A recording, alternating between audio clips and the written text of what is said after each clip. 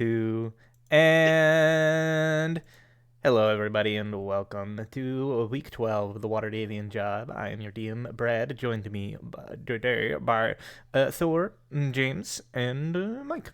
No Zach. He moved house, and you know, no computer set up right now. And Morton is he's just somewhere. He's away. So it'll just be the He's sleep three. typing. Yeah, he's sleep typing, evidently. So it'll just be the three of them today, but that is fine because it's not up to me to decide what they do when they're down on members. It's up to them. So before we get started, let's go ahead and do a recap of what happened last time. And James has been volunteered as he does not have inspiration, and Yes. Mike wasn't here, so and Thor did it last time. So you win, James. Woo! Ford, do you have Detect Magic prepared or should I prepare it? I I don't have. think that's part of the recap. I've taken it away since you always have it. Okay, I'll keep it. But yes, please, if you would tell us what happened last time on the Waterdhavian. Yes!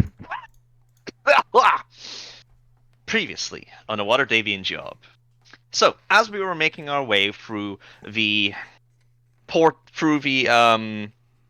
pocket dimension in Vestania Manor, we made our way upstairs and came across a bedroom. Sheldrake, peeking inside, saw a woman that appeared to be sleeping under the covers. Closing it and knocking like a true gentleman that he is, he was then met face to face with who appeared to be Constance, the missing apprentice that we were searching for, very much alive and well, and oddly enough, not too bothered about her circumstances of being trapped there. Apparently, she hadn't even looked very hard to try and get out, because the living conditions for her were quite comfortable, oddly enough. So she was happy just to continue researching there and looking for a way out later down the line. When we told her that we were sent by the Black Staff in order to verify her whereabouts and, see that she was okay, she was a little bit surprised, I think, that they would send someone to go look for her, but not entirely ungrateful. So we told her that we would continue looking for the way out and that she would be waiting for us in the library once we did so. So, after that was resolved, we went around looking for the remaining few books. We found one in her bedroom, which gave us another letter. And then we scoured the remaining top floor until we came across a room that had some telescopes looking at an illusionary sky. There was a puzzle attached to it. I can't quite remember what happened after. No, that was it. Yes, we fixed. Valerie managed to determine that the puzzle was linked to the fact that some of the stars on the design in the room were sticking out. So after aligning the telescopes, a hidden door revealed itself, behind which was a bookcase made of solid metal and with books, rare, limited editions, and very much valuable art tomes that were strapped onto it. As we went to investigate to see whether any of them had any letters on it, the bookshelf came to life and attacked us. We managed to defeat the bookshelf. Hooray. And in doing so, we uncovered another letter from one of the books, had Mordenkainen's face on it, another key to the way out. As well as that, we also managed to grab a hold of the book known as Martial Attack Techniques, which is a strap iron book, sealed tight and unopenable, but connected to a chain, and apparently, if used properly, it could act as a magical weapon with a very beneficial effect for anyone who would be attuned to it. So, after we made our way downstairs, we went to go and try and find the last book, wherever it could be, after trying to make a few guesses at the door to see whether it would open and with the letters that we have. No dice on that part. We made our way through the kitchen and into the dining room, where there appeared to be a book sitting on a nearby chair. When Valerie went to grab it, it came to life as a mimic. After we defeated the mimic, Valerie had taken quite a beating, but we managed to find the last book. The puzzle, the solution, appeared to be that when one has all the books together, they spell out the word liberty, and all the books have to be placed in order of the spelling in a bookshelf next to the door, which will then open it once one speaks the words and has aligned the books properly. We made Constance aware of this thanked us and said that after she is done with her business in there, she will make her way out and report back to Vajra Sefahar. That satisfied us for now, and so we made our way out and back to report to the Blackstaff herself. So as we made our way back to the Blackstaff, made our way into the tower, we were then taken into a meeting room with her, where she was quite surprised that we managed to accomplish what we did so quickly. She paid us. We told her about everything that happened, and we also gave her the information about how to get in, should Constance, for whatever reason, be delayed in returning her messages. But one need only go into the room where the door is, speak the word scepter, and it shall appear, and also telling her about how to get out, should she go inside.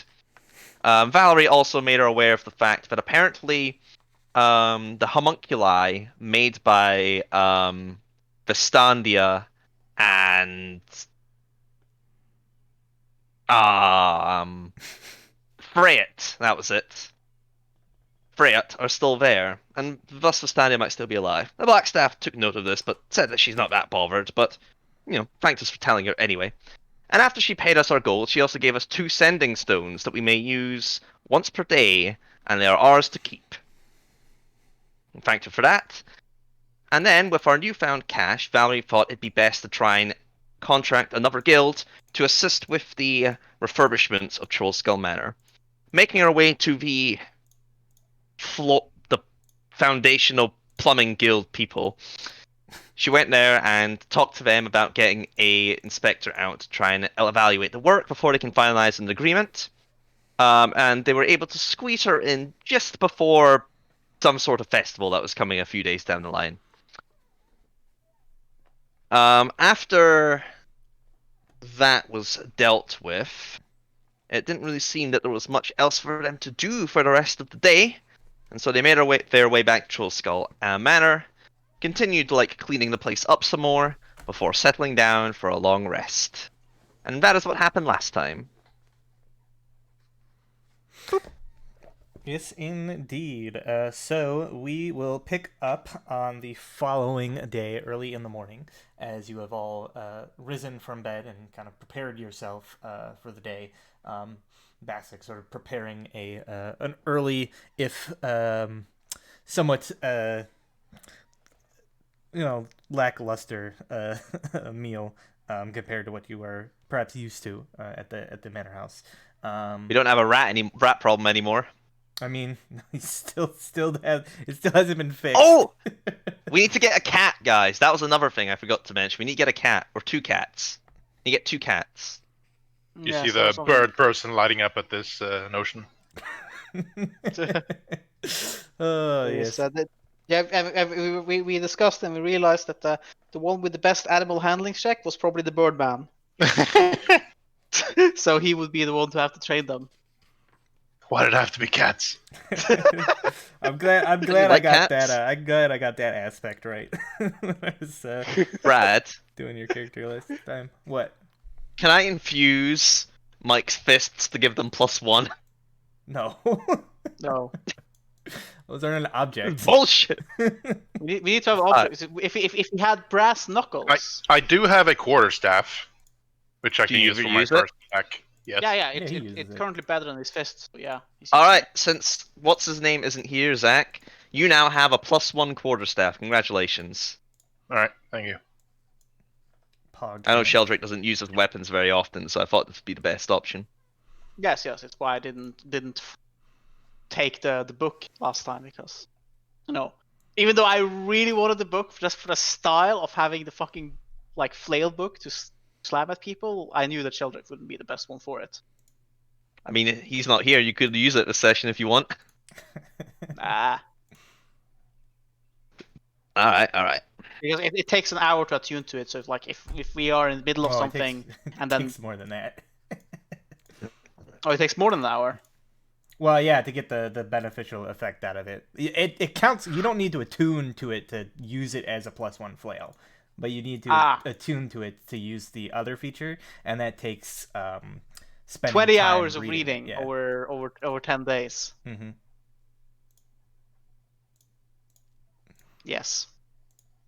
So no, I'm fine. I'll keep. I'll let him keep it.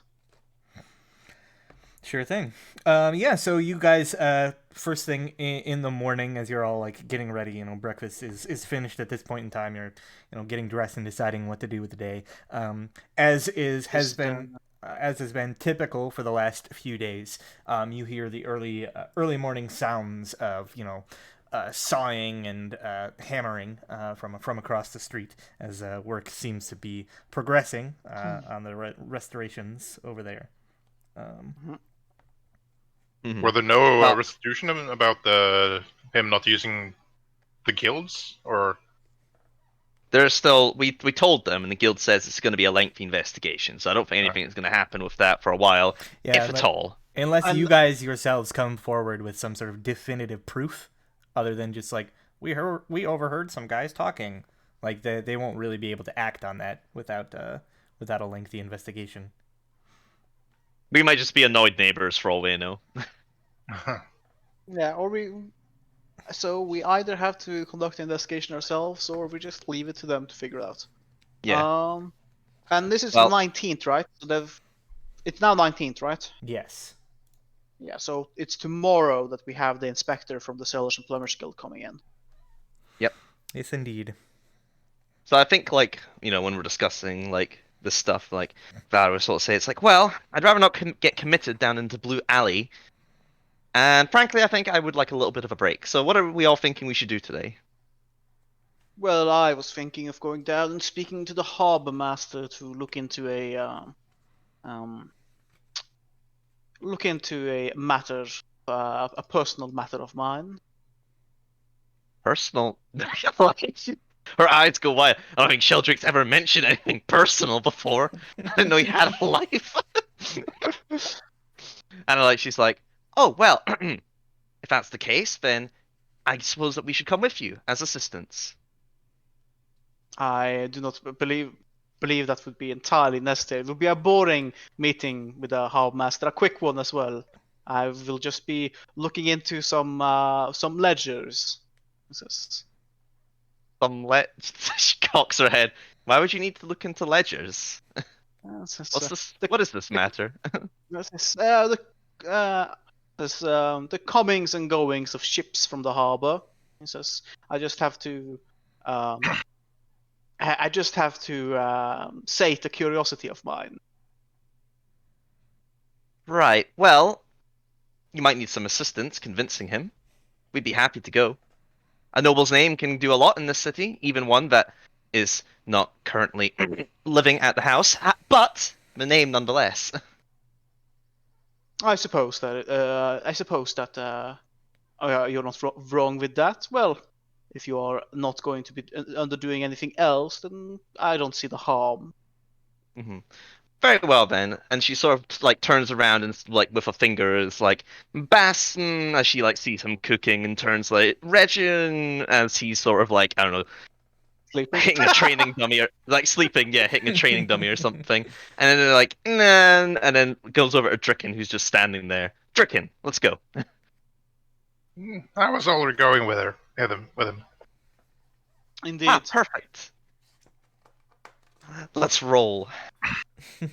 All right. Okay, so sounds to me like you are going to be making your way down to the dock ward then. Very well. Indeed. So, as you make the rather lengthy walk across the other side of the city to make your way to the dock ward, you can see that walking through the streets, there are areas and pathways that are already kind of being cordoned off as you see preparations well underway for the upcoming festivities in a couple of days here. You see the city guard and the watch are both out in force, sort of preparing for the grand parades and whatnot. Yeah, after an hour or so making your way through the city, you wander your way into the rather dank roads of the dock ward. people seem to be sort of coming and going early in the morning. You see as you approach like the harbor itself, you can see many people kind of like moving goods back and forth between ships and warehouses and the likes. Sailors sort of like hanging out, waiting for their ships to set off and the likes. And you can see that there is a you approach where the harbor master's office was last time. It was after hours and it was closed, but now you can see that it appears to be open. There is currently a short-ish line of people kind of like waiting to meet with the harbor master. It's not a particularly large building, so there's not space for like a waiting room or anything inside. They're all just kind of stood outside, like waiting their turns, essentially. As Mo- we're like oh, no, Go sorry. ahead. Go ahead.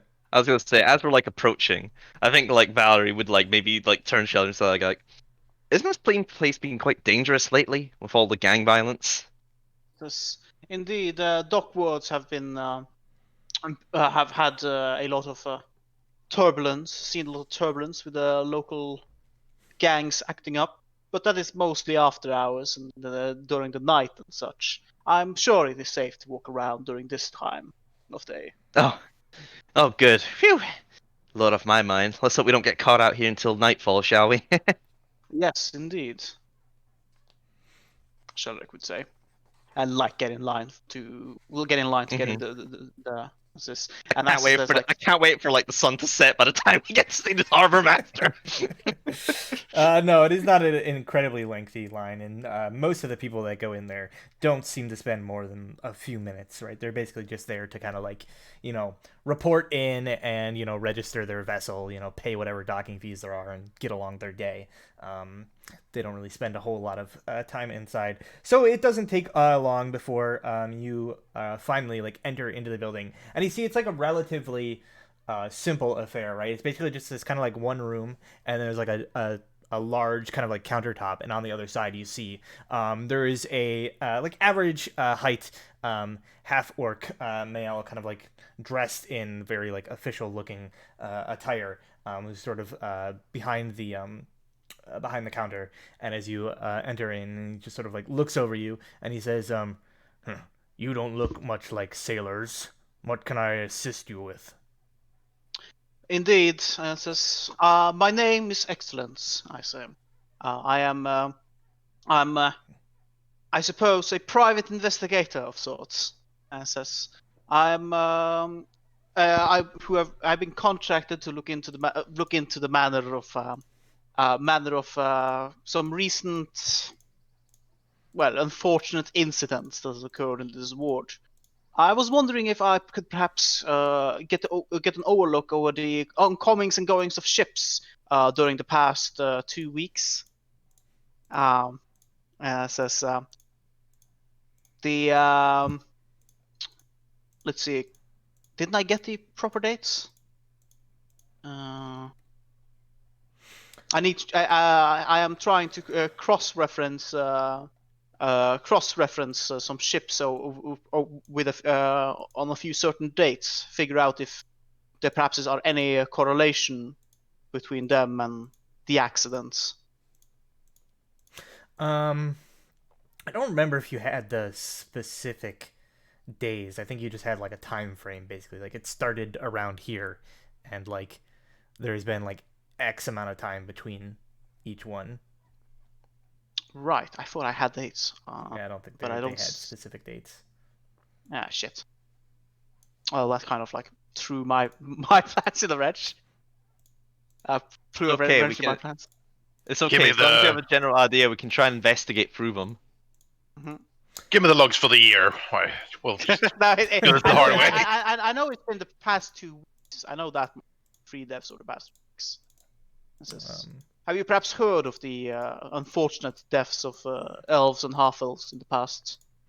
And he just sort of like nods and says, I can't go 5 feet without hearing some gossip about it. Everybody has their own opinions on who done it and whatnot." He says, "Not really my business to pry." He says, "Private investigators, you say? You got a license I for nod. that?" Is this guy human, Brad? He's a half orc. Half orc, okay. All right. Where is the fucking? Like, do I have? Who has a forgery kit? Who's a forgery kit? Quickly. Let me look at this. The guilds. Do we have any do we have any investigator guilds? I mean, the city guard. The city guard. I have yeah. a +4 in sleight of hand. I can do the really quick flip any kind of documents and then flip them back. Mhm. I think maybe Valerie might like say,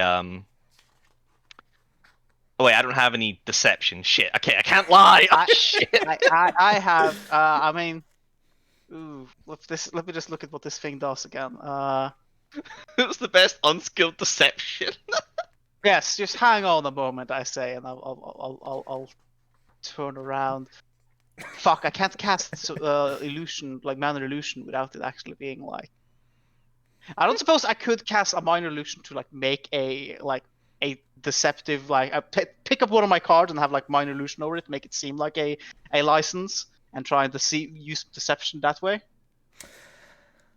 You probably could, but you'd have to figure out a way to actually like hide the fact that you're casting a spell from him. Because if you just cast a spell in front of him, he's probably going to suspect that something's up. Yeah, of course. So like like maybe oh sorry, I left it in the cart. Yeah, Can I start patting down off my walls. Like, oh, just hang on a minute. I must have left it in the cart outside, and I'll be right back, and I'll step outside, and then I'll kind of like like rolls his eyes, like, sure, I'll be here. I'll cast like I'll step outside, cast minor illusion, and like step back. Go around the inside. corner at least or something. So you can't see. Yeah, but the spell lasts a minute, so I just have to be like quick about it. You know. Holds on to it for a minute. I thought so. So I'll step outside. I'll like step outside and I'll wait a bit and like pretend to take my time, basically, or like to try to spend up some bit of time before like casting the spell and like coming back in with like and here it is, and I'll hand it over to him. Do you want me to roll anything? Yeah, he's just like looking at it. Why don't you roll me? So you're like casting the spell, trying to deceive this guy. Why don't you roll me a deception check with your spellcasting modifier to see how well you manage to construct this forgery? So let's see. So it'd be like deception with wisdom or whatever. Yeah, deception. That's better than normal. I don't think there's any conceivable way that I could like say that I assist you. So good luck. Well, Womp womp. it's a DC 13, or it's 13 for whatever insight check or whatever he does. Nah, 20. Yeah, so he's sort of like he's kind of like looking over it, and he's just like, And it takes a while, and you can like you're getting kind of like nervous, but trying not to show it. Like the whole like bead of sweat down the forehead or whatever. Wipe it off. Mm-hmm. And he just sort of says, can't say I've ever heard of this magistrate, but it looks to be in order. What can I do for you? Hand back the card. You hand back the card? Yeah. Yeah, I'll take the card and like put it away, and says like, yes. I say it's like, I would like to, if possible, inspect the ledger of oncoming and ongoing ships. Says, one of my colleagues had a theory that perhaps the killer might be a traveling sailor, and if there's some ship that the ship arrives arrives during the day, and during the night he goes out and does his business before leaving with the ship the morning after. I'm trying to disprove or find evidence of whether or not this could be potentially a lead. And he sort of says, I see. Let me see if I can round up the ledgers from this period of time then. Give me a few moments. You want to come into the back? Yes. Inside check. Is he going to murder us in the back? I was the murderer all along, no. 20! I mean, no. He's just like he just wants you to be like out of the way so he can like continue doing his job while you're like looking at these things. Welcome, guys. He's gonna stick us in a room with the books and then forget about us for the next few hours. Basically. Yep. I saved you guys. Thanks, Mike. Thanks, Mike. Very much appreciated. Don't know what we'd do without you. Yeah, so he sort of like leads you into the very small back room where you can see there are kind of like shelves of like, you know, ledgers and documents basically that have been like stored back here. And he just sort of says, he like takes a few like off the shelves, placing them on the small kind of like reading table that is there. And he just sort of says, take your time. If there's anything else I can assist you with, let me know. In the meantime, I've got some more ships to log. Of course. Thank you, Harbor Master. I like bow my head. Yeah, so he sort of nods, like leaving the room. After he's left and like the door's been closed or whatever, so I'll wait a few moments and turn to Sheldry and it's like, we're looking into these murders? And it's just like, I am looking at these murders, yes, and I've requested the help of Basil and Dricken in my investigation. It was Basil's idea, I believe, that the murderer might perhaps be a ship worker. While saying this, I probably have already moved over to the book because the moment the harbor master left, I would probably have moved over to the books and started like flipping through them. Sure. To start Right. reading. But why? It's just a associate of mine asked me to look into this. It's just... No, it's like, well, fair enough. And I suppose I'll turn to some books as well. Yes. Get a license. There's a lot of things one needs in this world, my dear Drick, and I will roll deception if I need to against your insight. I'll just believe you. Okay. Yeah, fair enough. I think you should roll a deception against my insight. All right. Let's do this. Oh, I believe him. Oh man. Indeed, I am a licensed detective. Now you know. Clearly. All right. So How did you wind up serving our family again? I say like when he's saying this. This and that. Others. I'm not one to turn down well-paying work. Uh-huh.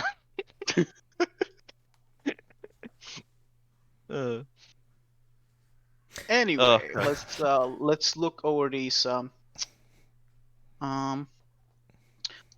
books. Is that an investigation roll, Brad?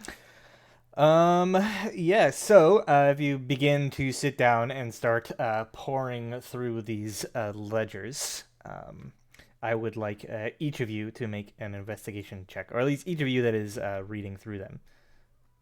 All right. Can I get a help action? Can I assist somebody else, or Unfortunately, there isn't really a way to assist somebody with reading something without actually not assisting them. I hold the book for Mr. Sheldrick. That's not helping, Dricken. Dricken goes to weary arms. Dricken goes and gets his coffee. Yeah. Have we discovered cocoa beans in the Forgotten Realms? I'm sure, probably, yeah. Okay, yeah, so you, like, sit down and basically spend, quite a bit of time, like, flipping. Like, these are pretty, like, dense ledgers. Even for, like, such a short span of time, there are so many ships that, like, come and go from the harbor on any, like, given day, that it's just a lot to work through. But I come across any Von Bourbon ships? Probably. I mean, you have, like, a trading fleet, right? So it's probably, ships coming and going like every so often. Probably not every day, you're not that large, but every so often. So there's probably like one or two within that time period. I filled out the paperwork for that ship and they still kicked me out.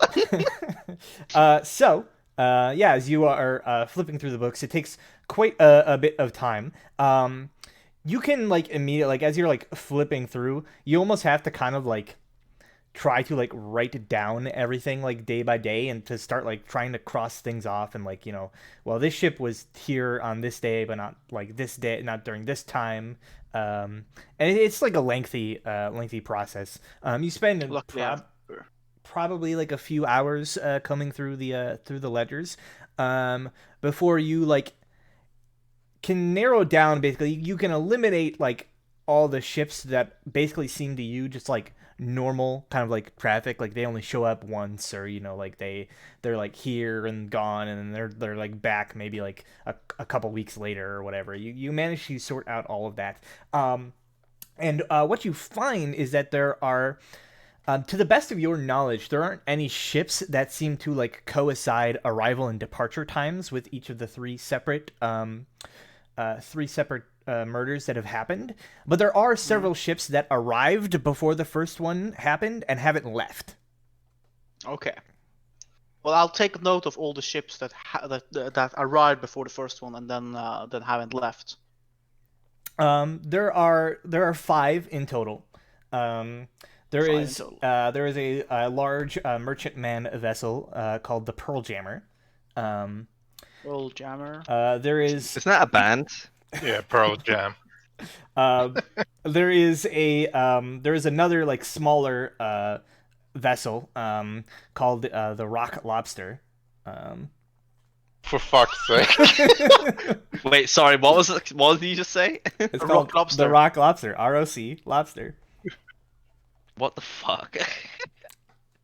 And then there are 3 ships that are all kind of like they're 3 separate ships that have been registered, but they're all like registered as one kind of like organization, either like some sort of like it seems to be like registered as some sort of like traveling carnival or something of the likes.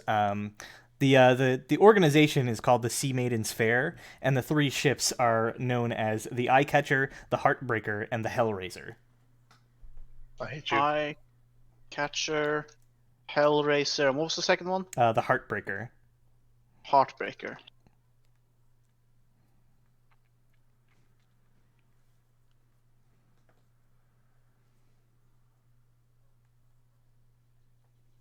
All right.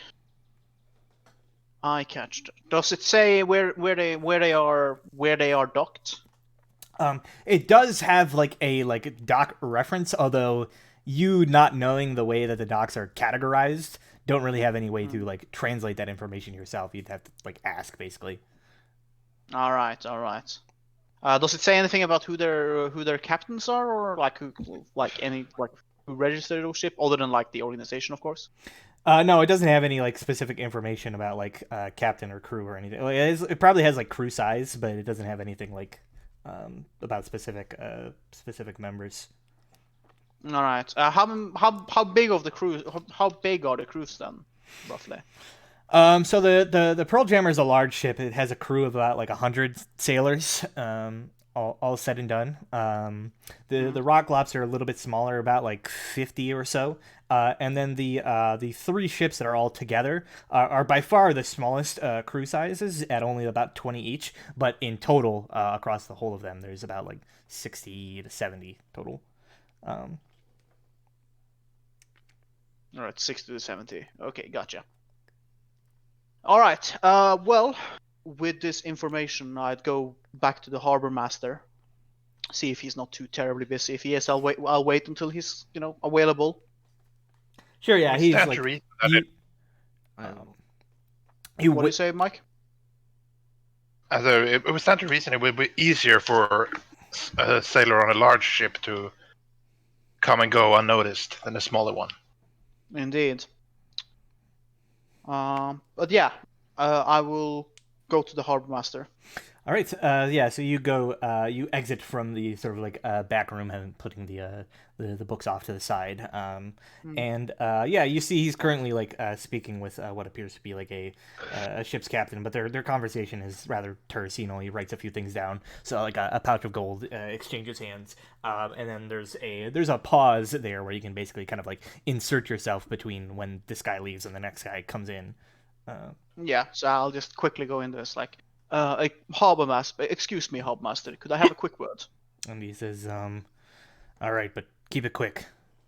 I says, These 5 ships, Pearl Jammer, Rock Lobster, Eyecatcher, Heartbreaker, and Hellraiser, could you tell me where they are stationed? Or where they? I show him the references like that I gave. I do not understand the reference number.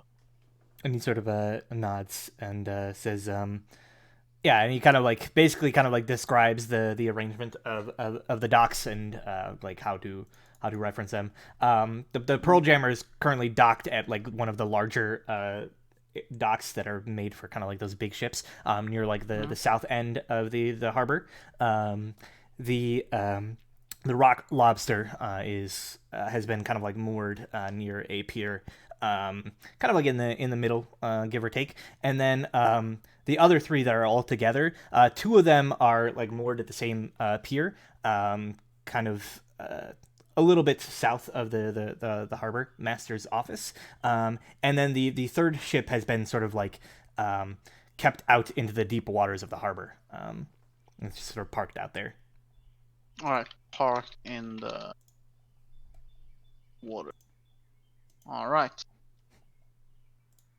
So I'll thank him for the information, and then it says, I ask him, do you have any idea who the captains of these ships are?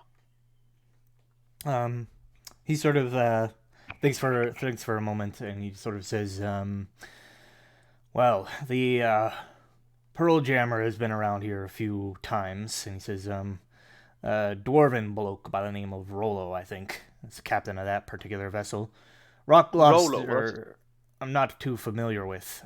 He says it's not a vessel that has been seen in port many times. He says their captain was a rather brooding sort. He says a half-elven woman, I think. Didn't say much. Sort of handed over the gold, gave me a bit of information, went about her way. And he says, as for the other 3 vessels, the Sea Maiden's Fair, from what I understand, they have a captain of each ship. I haven't actually met any of them. The guy in charge of the whole ordeal, and he says, what was his name again? And he says, I can't rightly remember. And he says, seemed a bit of a flamboyant sort, though.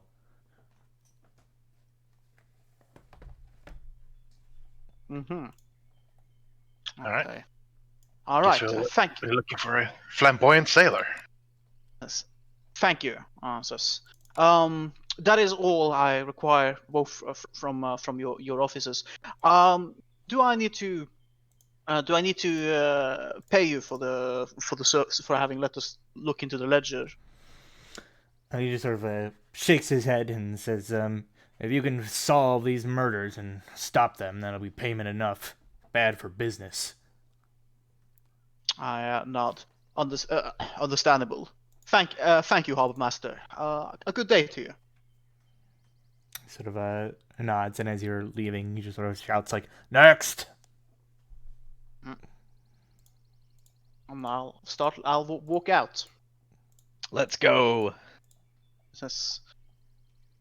So the closest ships would be like one of the 3, either Eyecatcher, Heartbreaker, or Hellraiser, whichever one of them isn't in the deep harbor. So let's go have a look. What do you plan to do once you get to the ships? It says, well, have a look. Just have a look. Perhaps if I can talk to some of the crew, get a general sense of their disposition. And says, I just like there's no need to go accusatory. Just have a look at these ships. Find out more about them. I suppose These types maybe of you can give people us another week. don't usually they tend to stay pretty close knit. They're unlikely to give one of their own away in any kind of manner. If any of them even know. Picking out one that might be the killer amongst all these sailors would be rather difficult. Indeed, and says, I'm not. As I said, we're not going to go in accusing. I merely want to have a look at the ships and what sort of people are on board. Do you detect evil prepared? That doesn't help us in this situation, other than like if one of them's in like infernal undeads or whatever. Oh right, it doesn't work that way in this edition, does it? It doesn't No. actually detect people's alignment. It doesn't detect people's alignment. It just detects. It just. I have it prepared, but it's like it detects undead celestials and such, fays, elementals, fiends, aberrations. You just activate it and it's like, are you smuggling in a beholder? That's illegal, you know? Alright, first ship then, eh? Okay, so you Yes. just want to make your way to the closest ones. Yeah. To the pier. Very well. So you make your way down through the to the south, where there's like a small a pier meant for kind of like smaller boats, and you can see as you get a little bit closer, it almost looks as though there's quite a bit of activity going on. You notice that. Around this pier, there are a number of what appear to be kind of like stalls that look like half constructed in certain manners, and there are numerous folk of various different like races. Some of them like dressed rather gaudily. All of them who seem to be in the process of like practicing something, some sort of like performing acts or something of the likes. You see like jugglers and kind of like acrobats and the likes, who all seem to be sort of performing, as well as what appear to be kind of like sword fighters, like practice fencing along the pier. There's quite a bit of activity going on here, and it looks as though they're like setting up for like a festival or something of the likes. And they all appear at first glance to be like a mix of people, but you notice that basically this pier itself has been basically crowded by like the entirety of these people. And then you see there are the two boats kind of like flanking each side of the pier. I believe it is the Heartbreaker and the Hellraiser that are docked currently, and they seem to be crewed by a number of what appear to be sort of like average looking humans who are currently sort of like lazing about on the deck of the ship. They don't really seem to be doing much in particular. Nobody, as you're like approaching, nobody really seems to like pay you any mind as you like get closer. They just seem to be mostly going about their business. What was that festival that's taking place in a few days? The one where they have mock battles throughout the city? I believe it's Bright Swords. It's sort of like a combination of like military parades and then like mock battles and events for citizens and whatnot. Does this fair look like they're maybe setting up for Bright Swords, or are they doing something more immediate? Um, Based on like what you can tell, it does seem to be like preparations for like that holiday specifically. Um, Okay. to some of the acts that are kind of like going on. There's like acrobats like juggling swords and like people fencing back and forth and some like hand to hand combat going on and stuff, wrestling, like all that kind of stuff. But then there's like other like more like mundane performers and the likes.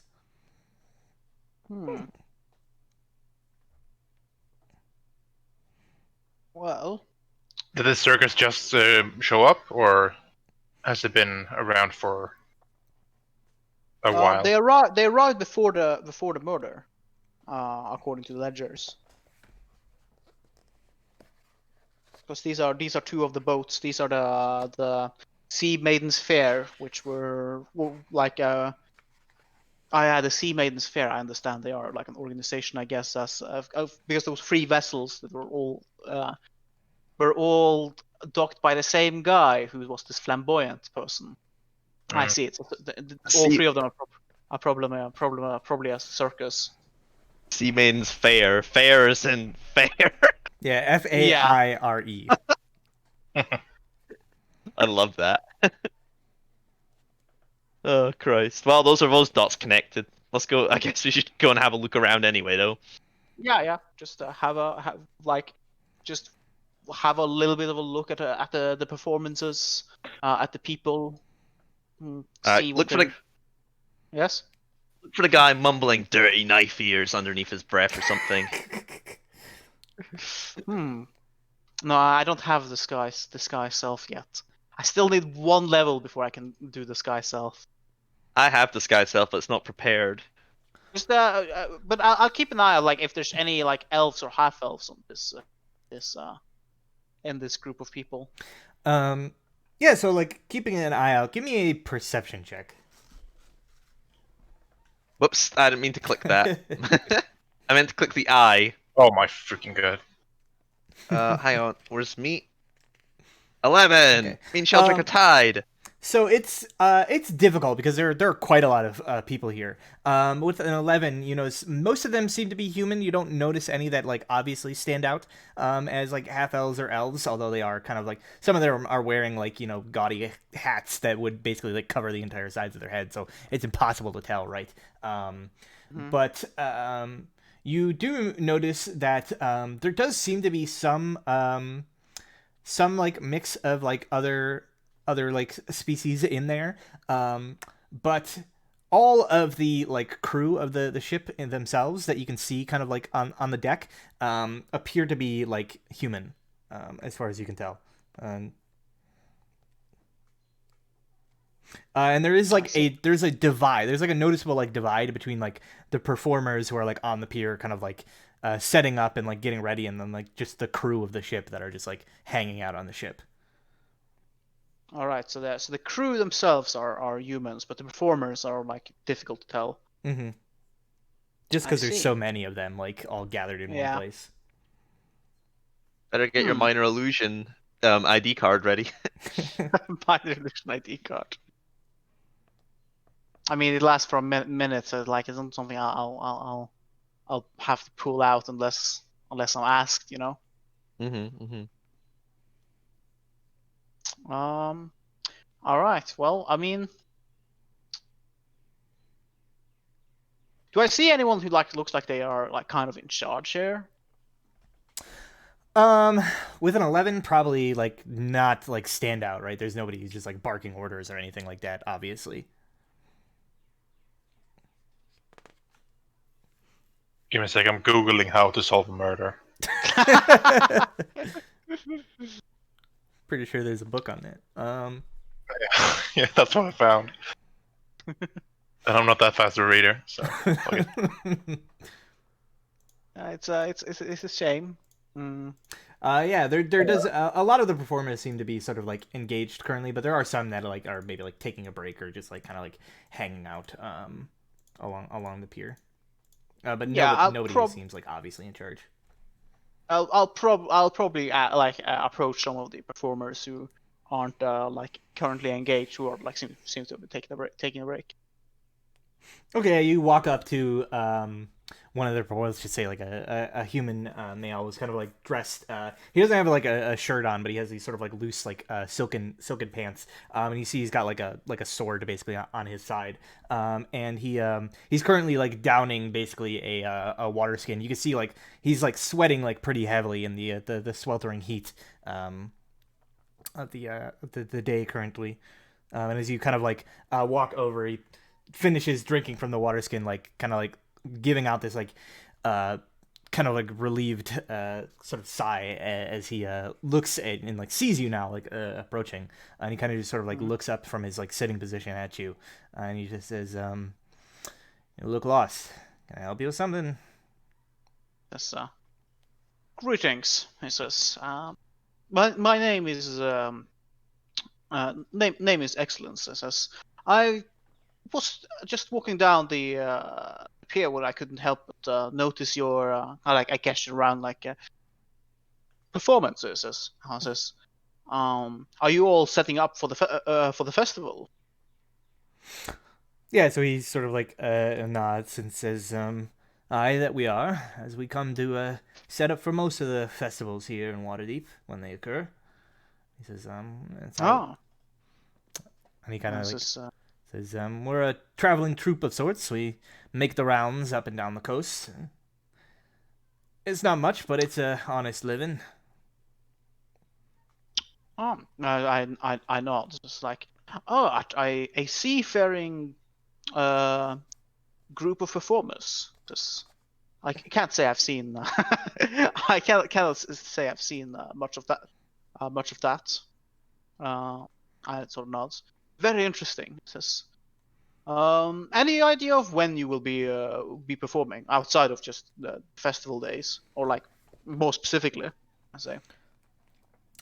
He just sort of says, well, with the festival coming up in a couple of days here, we're not putting any side performances on. We're getting ready for that, kind of ramping things up. But after the festival season cools down a bit,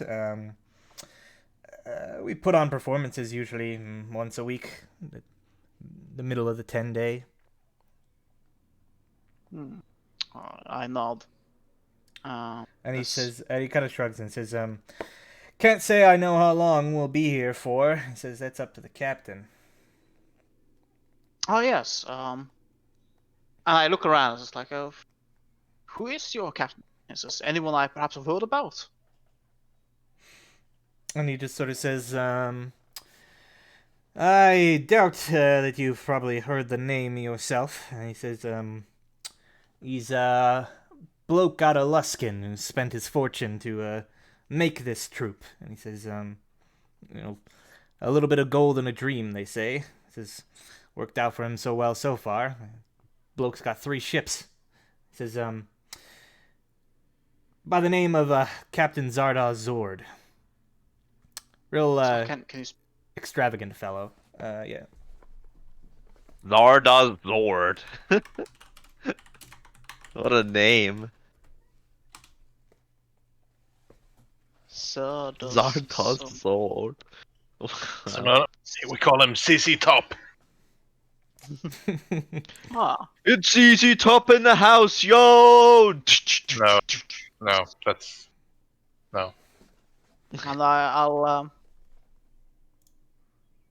I know this is like and your Sarasor. I guess there's nothing I can roll to see if I've heard of that name before, Brad. No, I would say with your kind of like background, like you really haven't. You really wouldn't have heard of like this random ship's captain. Yep. Okay. Maybe if Reginald was here. Any idea where I might find this captain of yours? He sort of says, well, and he says, he spends most of his time on the eye catcher. He kind of points out to this like large vessel that's currently like docked out in the harbor, and he says, but if you want to meet with him, I suppose you could talk to some of the crew of the ship. Says, perhaps, say, I will will consider it, but probably I will consider it, but probably after I've seen some of your crew's performances first. I like chuckle, and says, what I've seen here at least is impressive. And says, and how much does Sheldrake weigh? What do you mean? How much do I weigh? How much do you weigh? Why is that important? I don't think I've actually ruled. Hang on, I'll get the random height, age, weight. Why are table. you asking how much he weighs? What are you planning? He's probably gonna grab. If we could probably fly out to the ship if we wanted to. Are you grabbing me as well? Nah. Wow. Let's have a look. Tiefling.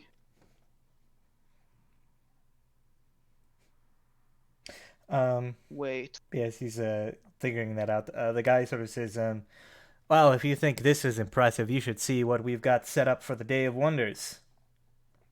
Now that's going to be a show. Don't want to spoil it for you, though. What's the Day of Wonders? You would. Or is that it? Yeah. You would know it is a festival put on by the Church of Gond, that features parades of basically like crazy like inventions that they have made over the last year, like walking constructs, like crazy just nonsense basically mostly. Um, but usually like a lot of just like weird inventions and stuff. So it's a thing for the city, not for them. Yeah, it's like a city holiday. It's a Waterdhavian holiday.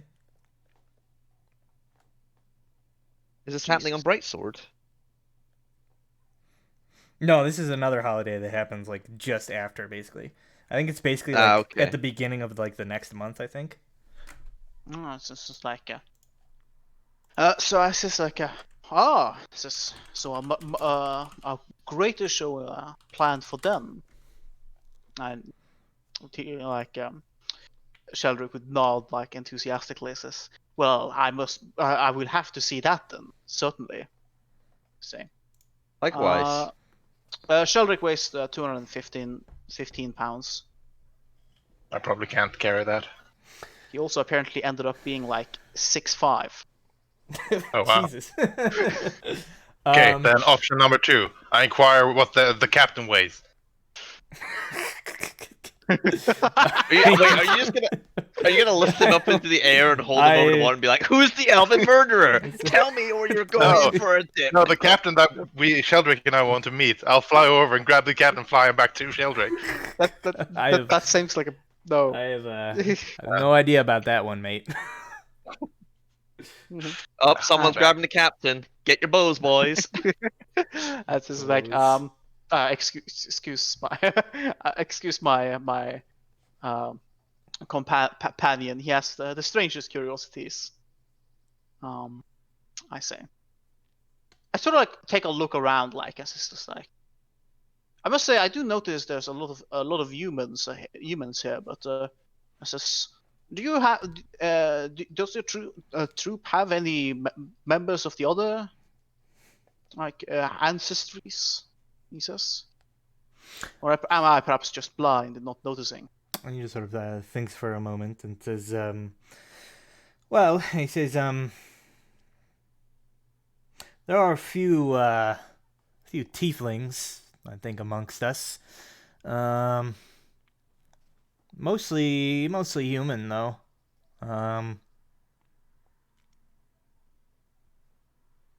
That's about it, I think. No elves. Shakes his head. Not so much as I've seen or met. And he says, it's a big group.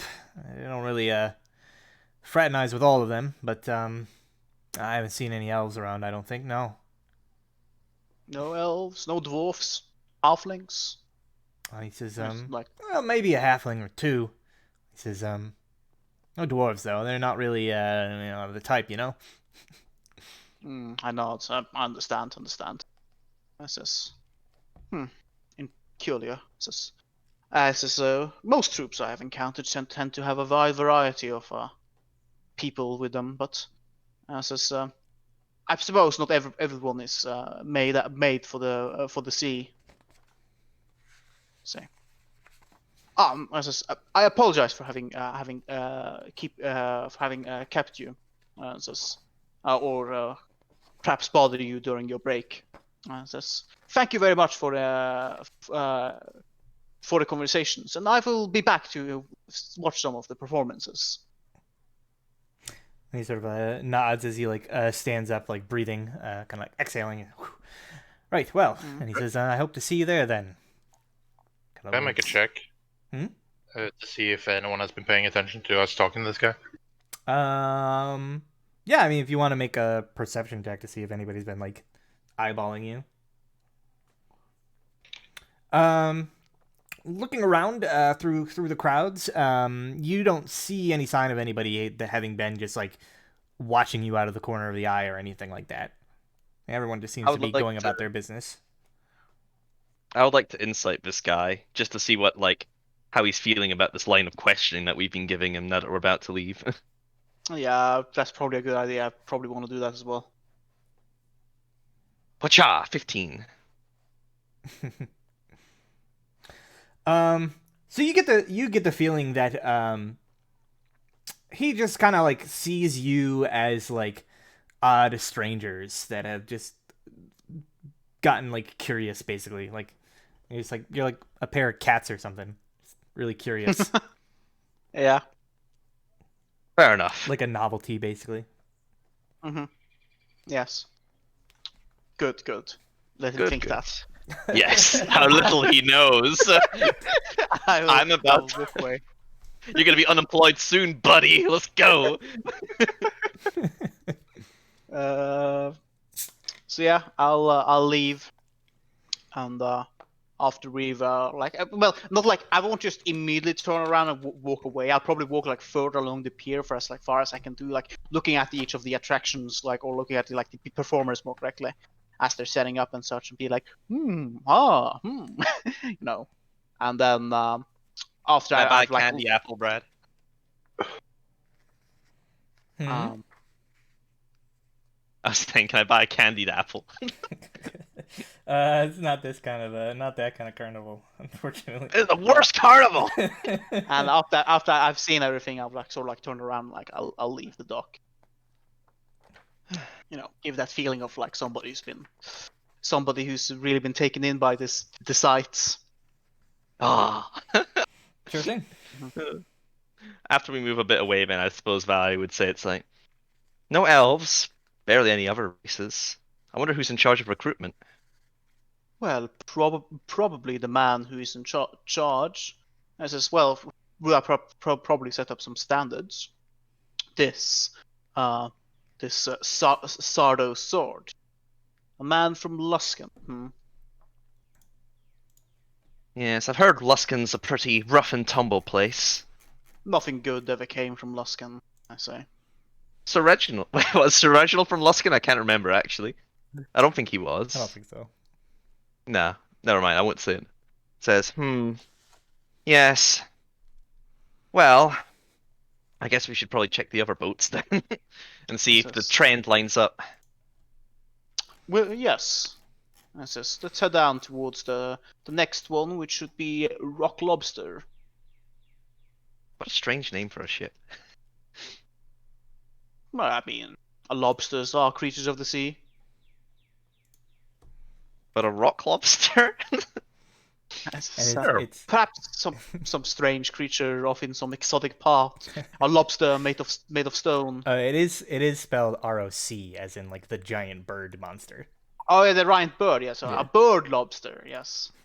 A bird lobster? Oh, shudders. It's like, I hope those don't exist. They sound horrifying.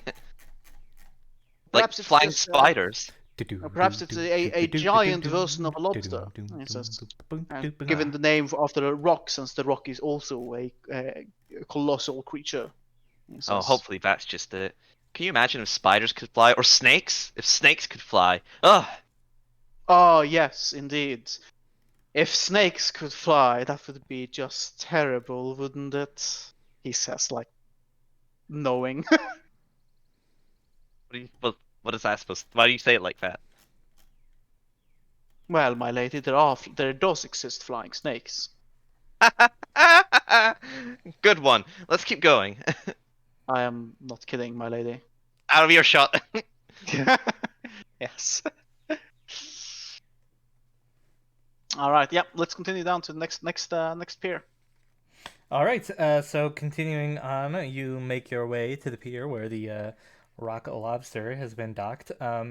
As a distinct sort of difference between this pier and the last, there is far less activity going on the pier itself. You see that there are like crates of what are presumably like cargo and whatnot, sort of stacked up on the docks. Sailors seem to be sort of just like milling about in like groups, kind of talking amidst each other. You can see basically it would seem as though like cargo is being like loaded onto the ship. Basically there's a kind of like a crane or whatever on the ship that's like picking up these crates every so often and like moving them into the hold. And it would appear as though like as you're like arriving, not really gonna make you make a check or anything. It appears as though the ship is kind of like loading up to like prepare to leave, essentially. Ah. I see. So I'll just walk along the like the pier here and like have a look again at each of the at the crew members, see if I can spot like if there are any elves or half elves or like what the general like grouping of the crew is, and also see if I can find anyone who seems like they're kind of in charge. Sure. Make a perception check. One better this time. I mean, yeah, can I help or do one of my own? Yeah, you can do one of your own. Alright, Okay. let's have a look here.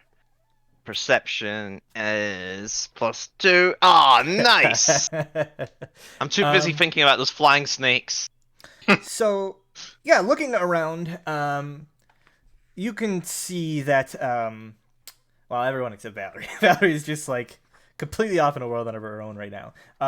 You can see that while the crew is, like, predominantly human, as is the case, like, most places, there are, like, a few who look as though they might have some sort of elven heritage. Sort of slightly pointed ears, more like kind of like slender builds. And there is at least one that you can see that is like a full-blooded elf, you think. I see. And do I see anyone who like looks like they're in charge? Not on the dock itself, or on like Okay. the deck of the ship from looking up at it. Okay. Anyone who's on the dock doesn't look like terribly busy right now. Yeah, I mean, there's a few people just kind of like hanging out. I'll approach some of the some of the people here and says, "Greetings." I don't think I don't think Sheldrick has a hat, but like make a bow probably. Yeah, you walk up to, I'll say, like this, like burly-looking human sailor with like heavily tanned skin and this like big like anchor tattoo on his bicep, and he just sort of says, and he like looks up as you're like, he doesn't even like pay mind as you're like walking up, and as soon as you kind of like say that, he kind of like looks up at you and he just sort of says, "You lost, governor?" Says, not quite, just taking a stroll down the docks. It's just have a habit of mine when I'm off duty. I say, I look up at this like ship. It says, the Rock Lobster taking off now. And he sort of like narrows his eyes at you and he just sort of says, "Aye, captain's ordered us to shove off. What's it to you?" It says, I just like to keep an eye out on the comings and goings of the vessels here. It says, any idea of when you would be back in Waterdeep? He just sort of shrugs and says, "Whenever we're done delivering this cargo where it's got to go." He says, "Kind of just go where the winds take us, mostly." What's up with all these questions? You some sort of cop or something? Says, I like shake my head. No, just a curious citizen passing by. He says, like, right, well, you should take your curiosity somewhere else.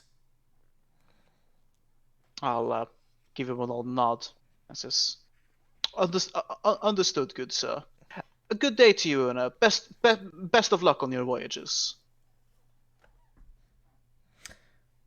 Yeah. Who the fuck was the ocean god again? Or god of the sailors? Island. Well, there's like the god of the oceans that people venerate to not sink their ships. Yeah. That's Umberly. That's Umberly, AKA yeah. the sea bitch. Yeah.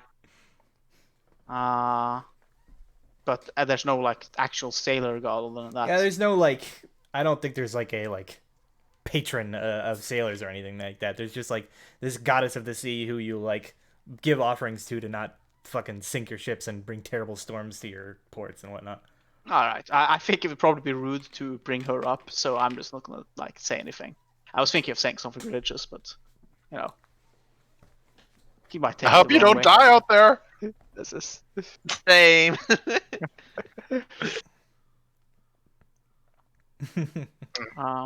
Awfully yeah, rude one, eh? I'll just no, like I'll just continue walking like on my business, as it were, just walking along the pier, taking in the smell of the water. just seeming like a regular old citizens taking a stroll, a senior citizen taking my stroll.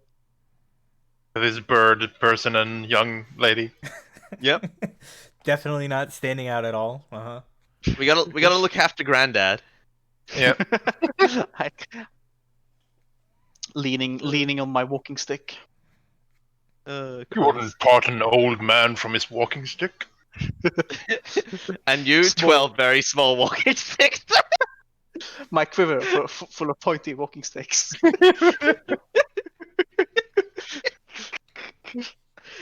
That's still like the funniest bit, I think. It is one of the most memorable ones, definitely. Right next to oh shit! All right, Io shows up. Here's a sword. Stay away from my daughter. And then he leaves. Oh Christ! After we start making our way away, I guess Let's, Valerie would say, check out Pearl Jam. Or but yeah, as we're sort of making our way away, like Valerie would sort of say, it's like, didn't seem to be very fond of the idea if you were a guard. No, he did. No, he didn't. But I suppose most people aren't fond of people snooping in their business, and sailors especially tend to have even the most reputable of sailors tend to have a bit of shady business on the side. I suppose so.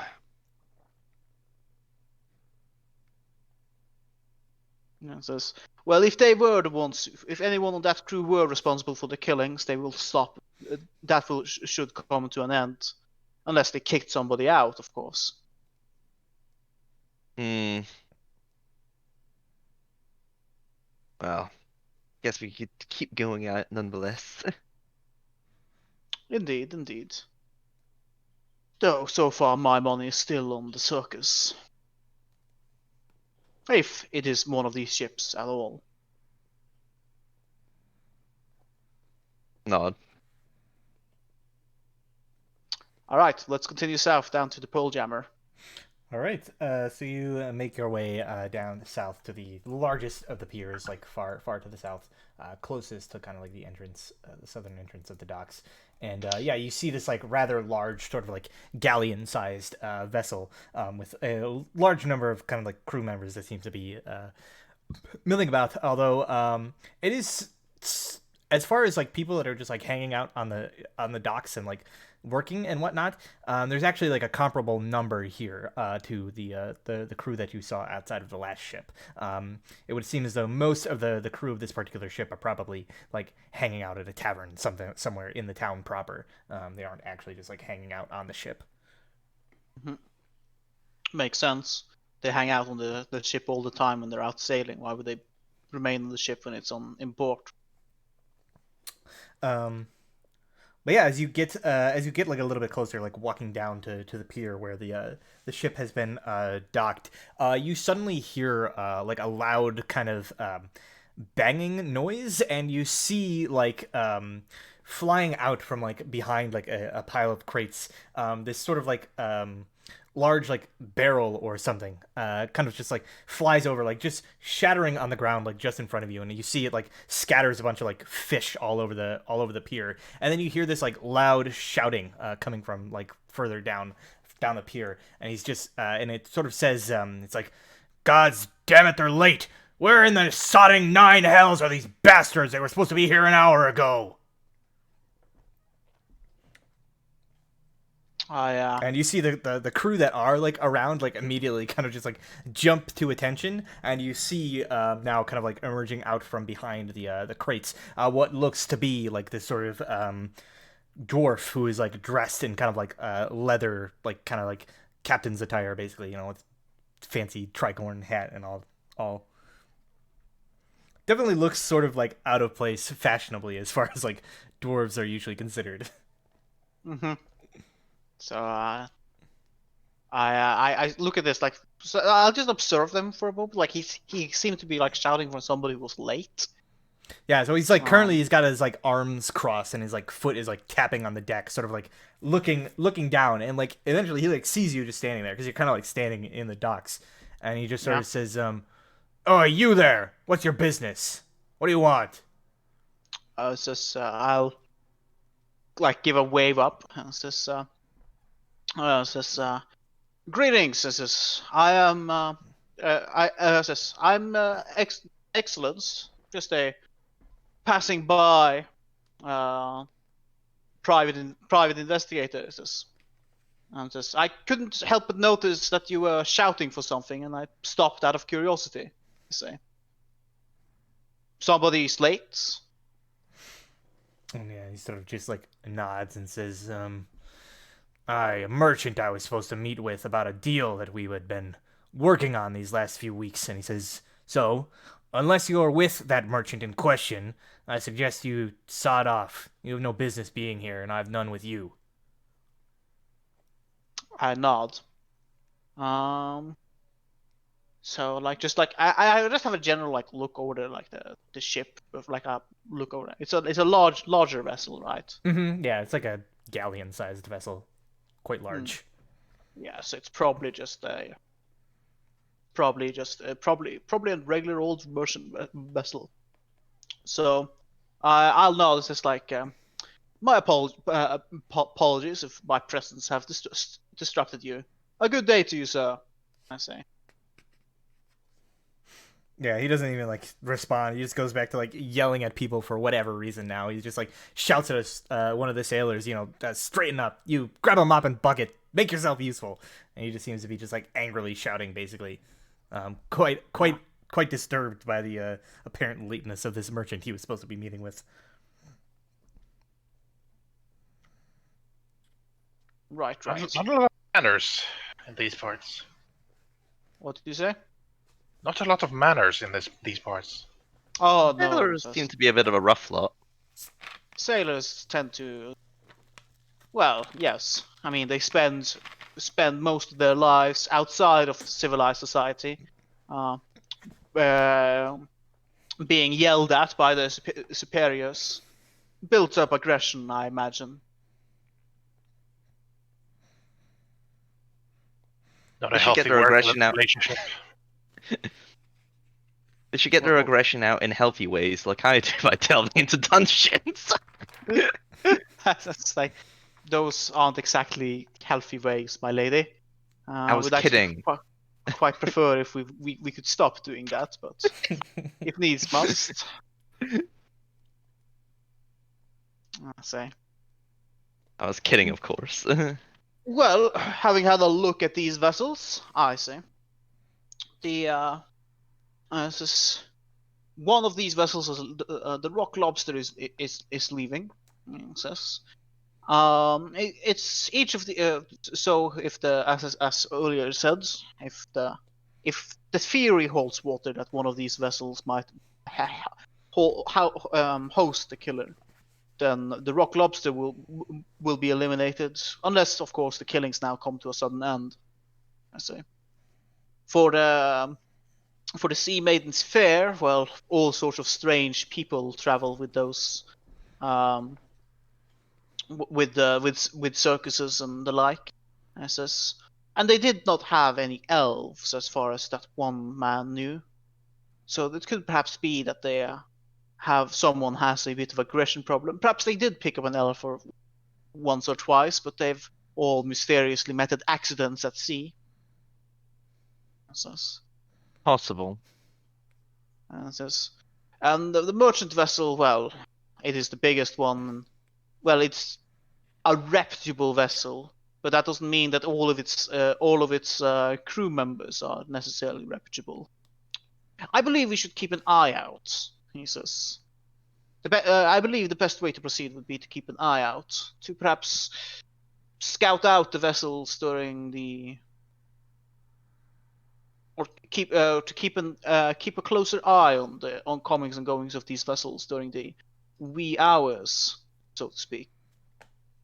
I did notice that the murders have mostly happened happened closer to the midpoints of the mid to south points of the docks, further away from the Sea Maiden's Fair. It is possible some of the crew that if the crew members there are well the killer, then they are deliberately doing the murders further away. Still, it feels strange that they are randomly killing these elves. Well, how convinced are you that like the killer could be a sailor in one of these ships? It could Not, not be like. not, not particularly. It was mostly Basil's idea. I say. Hmm. And like probably like Sheldrick probably like goes to like reach in for his pocket, but like for something, and like then realizes he doesn't have it, so he just like pulls his hand out. Um, and just Did you like forget lets out something? like a and says, "Oh no, we're just thinking like thinking like this just awoke an old habit of mine, I think." It says, but I quit pipe smoking a while ago. Oh, I see. It Hmm. says, and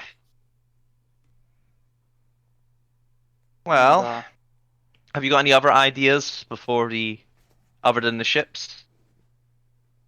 says he like takes a sigh. It's like as far as we could tell, none of the victims were related, but I suppose we haven't gotten a clear viewpoint into that. We mostly only have the city gods word for it. I Have you suppose I could look. identified them? We could check Uh, with their kin. yes, that was what I was thinking. The next step would be to identify the victims. See if what if anything they might have had in common. Nods. Well, where do you want to start? Well, the ones who would have the information would be the gods, the city god. So let's find their offices. Hmm. There has to be some Hope kind of city guard offices in the dockport, surely. there's one every Don't- 10 minutes. They're that busy. Oh yeah, fuck. We ran into the captain, didn't we? Used to start. Yeah, Oh we yeah, did. We and stuck them up. we met the captain, and also he told us to like keep our noses out of any like more vigilantism. Hmm. This isn't vigilantism. This is a favor for a friend.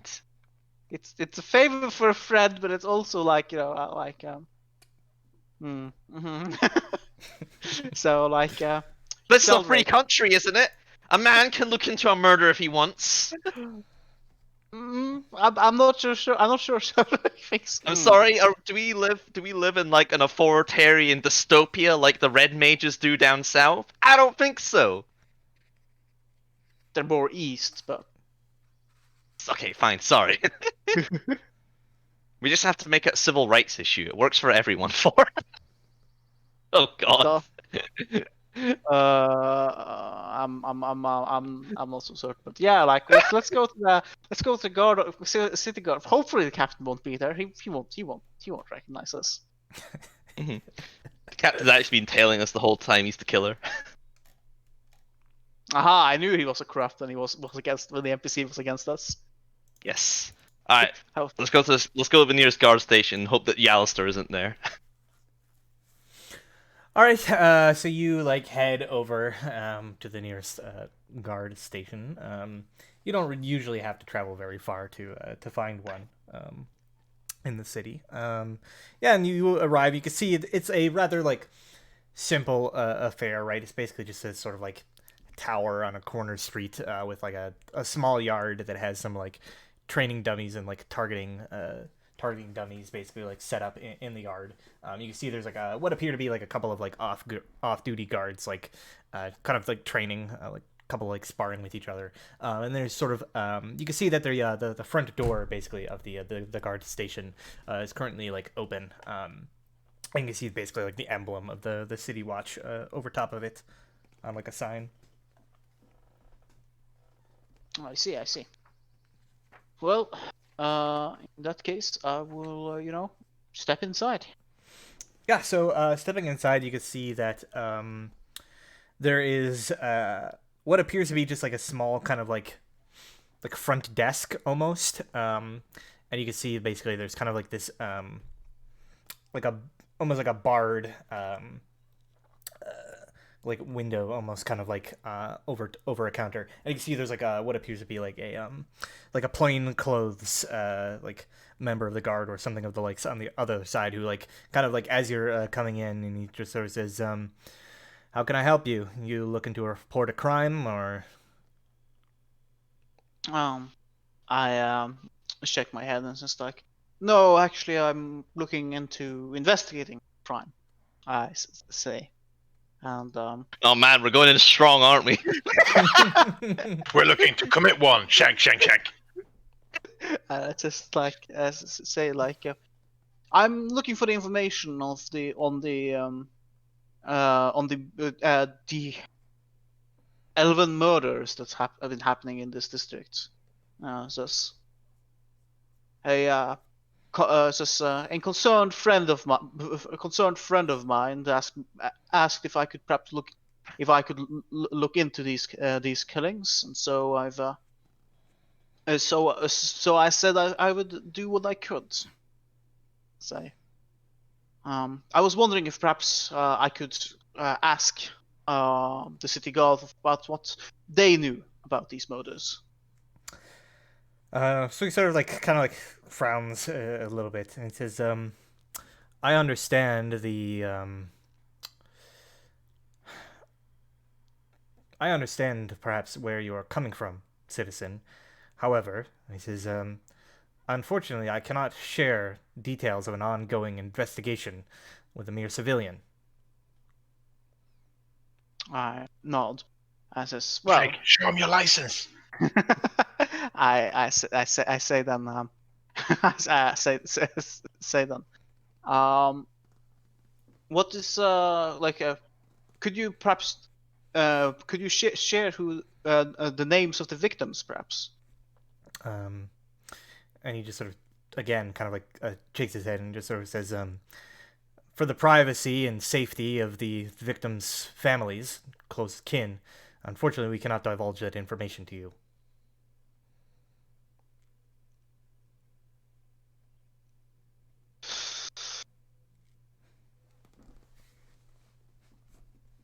And he just sort of Yeah. says, "I would advise your friend and let them know that the watch is looking into this egregious occurrence, and that we shall have the perpetrator in custody in due time." I'll nod. Says well, those are reassuring news. I smile. Says well, I says thank you for your ever vigilant support, vigilant duties, says, and work. And I'll not take up more of your time. Yeah, so he sort of nods and says, "Good day to you, citizen." Good day to you, watchman. And I'll leave. Says, after we've left and gotten outside, it's like, well, I knew that. I figured it wouldn't be that easy, but it was worth a shot. Worth a shot. I'd be surprised if it did work. Probably would have to report him. I says, well, gross incompetence is what I've come to expect from the Waterdhavian City Watch. Always such a cynic, Sheldrake. Hmm. They haven't caught me yet, though, so... That's what you're thinking, isn't it? I'm on to you for... Elf killer Sheldrake. Alright. I suppose Yes, Valley would... it was me all along. I'm investigating myself. Yeah. I suppose Valley would say it's like, well, the murders happened a few days ago. Did you look for any witnesses last time? Well, there was this one person. It was one of the unfortunate homeless. He says they had been sleeping close to the murder site. He says when apparently they heard a sound, and then the head had rolled down close to their feet, and the body fall nowhere. And before the person was able to catch a good glimpse, somebody in a dark cloak had run down the alleyway. Were you not able to get any tracks or find any follow-ups to any other witnesses? I shake my head. As we don't have any information about who was there at the time, and it all happens during the dead of night when no good citizen should be out in the alleyways, we were unfortunately not able to get any more information than that. He says. Where We was did. this homeless man? Like, what place? Um. This one? Yes, that one. Right, okay. Down close to Siren Street and Sternpost Street, in the alleyways down there. He says. Hmm. Each of the alleyways were similarly in position. They were all crossroads of sorts, made so that locations where killings could happen, where killings would, where a killer could have several avenues of escape. Says. Nod. Hmm.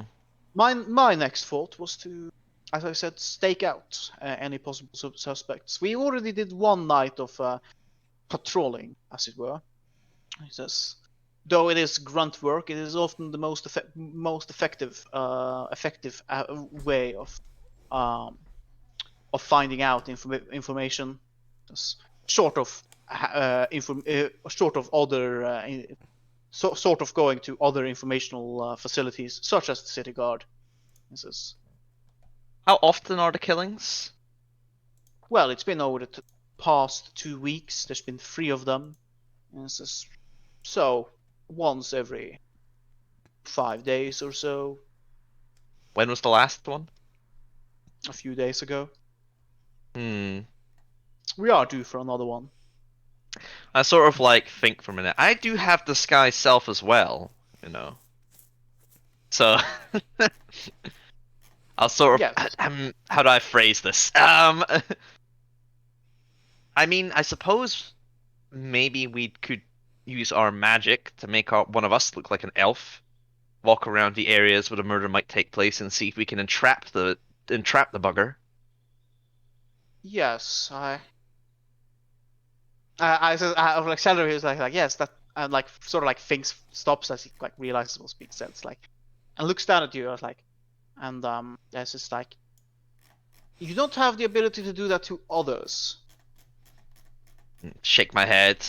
Only myself. Then it is a terrible idea. I says. Oh, come now. You've seen me in a fight. I can hold my own. Besides, you'll all be there. It's a great idea. It's just like, no, we cannot risk my lady's well-being. I say it's already risky enough delving into these dungeons of yours, setting you up as a bait for a vicious killer. Now that is far beyond the line. I says. It would only be bait. Like I say, I can also hold my own in a fight. You've seen that yourself. She'll think about all the times I've gotten badly hurt. Yeah, think about the mimic that almost ate you like last night. Yep. And she'll say it's like and besides, like I say, it's not like I shan't be supported. You'll all be there. If it looks like the man's about to make a move, then we'll step in. I doubt he can say much in his defense if he has a knife in his hand. And it's only going to be one person. That's what your homeless man said. The, don't know that. The homeless man might not just have seen these other people if they're. But it would be a strange occurrence indeed if it was more than one person committing such vicious atrocities. Says nothing very few killers act in groups. The ones who do generally tend to be more of the cultish type, and they would have made more of a fuss about the bodies. Hmm. I agree with Lady Valerie's plan. I would be just on top of it, and by that I mean I'll be on top of the buildings. Yes, we gathered that. Hmm. How Will- We about need to pounce. how about um how about we do this? Like I say, but and I sort of like look around on the map. Maybe we can try and lower any unnecessary risk if we. Let's see. I can only do it for an hour. It only lasts for an hour. Yeah. Yes! Yes. Here he is, Reginald. Thank you. I need your help on, in hold this on. moment. I gotta switch mics real fast. But Reginald walks down the alleyway, so this is where you guys were. All right, there we go. Can y'all hear me? Yes. Yep. Yes. Yep. I think it's still going to the wrong thing, actually. Or at least We're my hunting voice for is. a murderer, Zach. A murderer. We're hunting for a murderer. Yep. Yes, yes, guy and killing the elves. Lady Valerie has just voiced the ingenious idea of using herself as bait. No. Thank you. On! Hold on. I just got everything finished setting up, and I warmed up a slice of pizza. I can play for the last. Obviously, I can play for the last little bit. Wow. Nice. I'll say, okay. Valerie would say, it's like, well, look, how about this? I can't disguise myself today. I'll need some time to prepare. How about I'll also reinforce my armor, and I sort of like give it a tap. Why can't I just be bait? Because I can't make you look like an elf, sorry. Oh, we Yeah. gotta be an elf, don't we? Mhm. Yikes. I'll spend the evening preparing the disguise, and I'll reinforce my armor. I think Make- that should be... Make Sheldrake look like an elf. Make I can only anyone do it else to look like an elf. myself. I think if we make a couple of ears for me, I can make a pretty convincing elf. Are we just going to disregard the feathers and the talons and the wings? Remind me what elves are again? Okay. Sort of give Sheldrake the look, and I'm like, you got like one choice here. Yeah, I think it's just like even with a disguise kit, like we wouldn't be able to like make Sheldrake or Reginald look like. Reginald's too short, Basil's too furry. You're too red. Yeah, I could pass for a drow. maybe. Yeah, but not an elf. But I have a horns, which is a problem. So Yeah. All right. What if I'll pull Sheldrake aside? I'm assuming I'm here, right, Brad? Sure. Yeah, I was gonna say like, we probably would have headed home, or maybe Reginald's been with us this entire time as like Valerie's. bodyguard. Schrodinger's you could've, PC. You could have like headed back to the tavern after your like morning investigations, because like if the murders are gonna happen, it's gonna happen at night anyway. So there's no point in like hanging out in the dark Yeah. yard all day. Yeah. Yeah, exactly. So we would probably head back home and have this discussion and like talk about like what Probably to do would've been now. Bad to hang out in the dock ward all day if we're gonna hunt a murderer there. Well, yeah. And so Valerie's like, okay, so well, proposition, I make my armor reinforced over the evening, and I'll also prepare this disguise, and then during the night, we can maybe, I don't know, go to Align's Way, or, Fishgut Court, maybe see if we can bait them, and you'll all be on standby. The thing is, though, you'll all have to be, I suppose, close enough that you can intervene, but not too close that they'll see you, which might be Yeah, that's what I was difficult. about to say to Sheldrake. Is like, what if we let her do it, but just stay really close so we can jump in at a moment's notice. Like I said, I can be quite close. I can be up in the building tops, staying hidden. I'm not that stealthy. Hmm. Okay. And So also, it's just like- Sheldrake, think about it. Her father never got to where he was today without taking a few risks upon himself. I thought you were on my side, Sir Reginald. There is That- no other way if we want this done. Why are we doing this, by the way? What brought this upon you all to think that just- we needed to hunt a murderer? I say it's like this. Honestly, this has nothing to do with Lady Valerie. It is a personal matter of mine that Lady Valerie wanted to accompany me to the Harbour Master for, which I suppose was no harm in it. But now it has sort of evolved into this thing where Lady Valerie is attempting to take a dumb risk for a business that's on my behalf. Says. Wait, what business do you have hunting a murderer? Sheldrake getting mouthy over here. So I say it is honestly nothing that Lady Valerie needs to risk herself for, let alone be involved properly. I am right here. Yes, I am aware. I say. I want to elaborate. restate my question, Sheldrick. What business do you have hunting a murderer in the first place? Yes, acquaintance of mine asked me to look into these recent killings in the Dockwards. I say, like I say, says he has been worried about the murders that have occurred, and as a personal favor, I decided I told him that I would do what I could to look into and see that this murder is apprehended. Brad, can I insight that to see if any of that was bullshit? I mean, that's up to you guys. I mean, you can. Oh, so I probably roll it. can't. I gotta like take it on what I feel like. I Fair feel enough, like fair usually enough. with player interactions, I prefer. Fair to enough, leave fair it to, enough.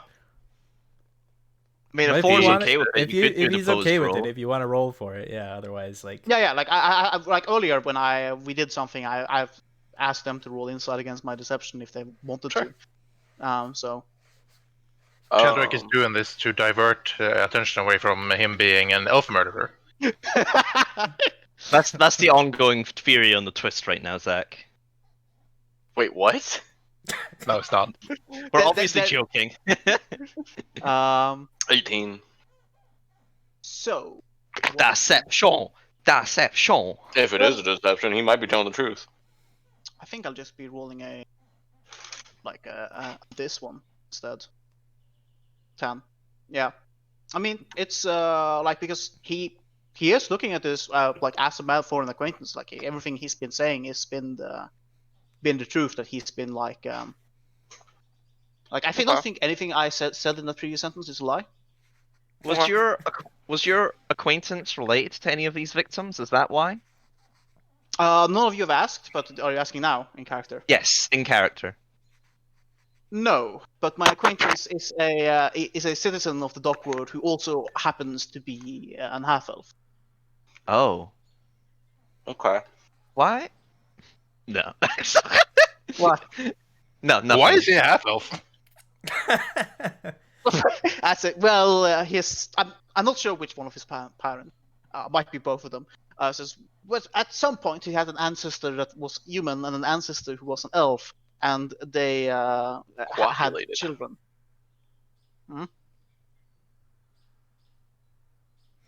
my man. And says, Would I would be. would your half elf friend maybe know any of the elves in the dock ward who, I don't know, might know any of the victims? we already discussed this. He gave me all the information he had on the victims, their location, the murder locations, and their the information he had, which was their genders and stuff. I see. Why do you want to help with this, Valerie, mistress? Why? Well, she'll sort of, I guess, put a finger on her chin and say, if I had to give a reason, I suppose I would say because these horrific crimes are all going to continue until the killer is caught. I imagine that I have no doubt that the guard will eventually do so, shooting a glance at Sheldrake as she says that. But there's no telling how many more victims might fall prey to him or her until they do. And if my actions could help save 1, 2, or 3 lives from the same fate until they are caught, then I think that I should do so. I feel that I have a moral and I feel I have a moral duty to do so as a citizen of the city. Okay, now another question. This is out of character about your character, James. We've all basically worked with your family since you were young, probably. Like especially probably me and Sheldrake. Mm-hmm. Have we ever known you to back down from something that you wanted to do? I think yes, but only really if it's something that her parents have pressured her to do. Otherwise, I feel like she'd be quite a stubborn person. Okay, so we wouldn't know that then. Yeah. And If you do we think if we you can get her told on dad her, to come tell her no?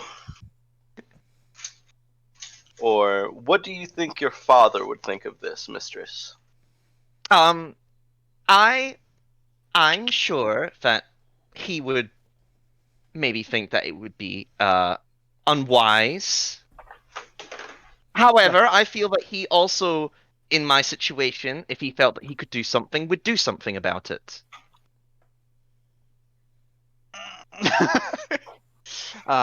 So Sheldrake would probably be gritting his teeth and like in his like curse you and noble soul of disposition, doing good for goodness sake. It's like I'm pretty sure Sheldrake knows he doesn't have really any like rebuttal for that kind of like this kind of disposition. Because What alignment are you for? No, I mean what I mean is like because like this will put yourself in danger, but I feel like this is something like Sheldrake would know as well that like her dad like the Von Bourbons, as far as I can tell, are all like pretty decent persons who would be the kind of people to go out of their way to Save help somebody. them, to save somebody. Yeah, so it's kind of like this like I don't want you to put yourself in trouble, but also your argument is valid. Do you and want I to know go that- against? Do you want her to go against who she is? Yeah, it's just like oh shit. Can't really argue against your very soul, can I? And then mistress, as this is not only just putting you in harm's way, you could die. I think what we've been doing for the past little while now has had the same risk, and that hasn't stopped us either. If anything, what we're doing now is more important because there's innocence at risk. Whisper out of Sigh. Sheldrake, I don't think you can stop her. Yeah, I also have like a sigh and like just like shake my head and rub my temples. Very well, my lady. I says, we can try this. I almost said honey trap there. This fly trap technique, fly trap idea of yours. Yes, excellent. Like I say, I'll need to take the evening to prepare, and then we can do it tomorrow. Or actually, how does a long rest work again? You can only take one every how often? 24 hours. One every 24 24 hours, basically. So, like, yeah, you. Right, so it would have to be tomorrow. Tomorrow we have the meeting with the guild. That'll be during the day. We're currently on the that will be during the day at 3 in the afternoon. Mm-hmm.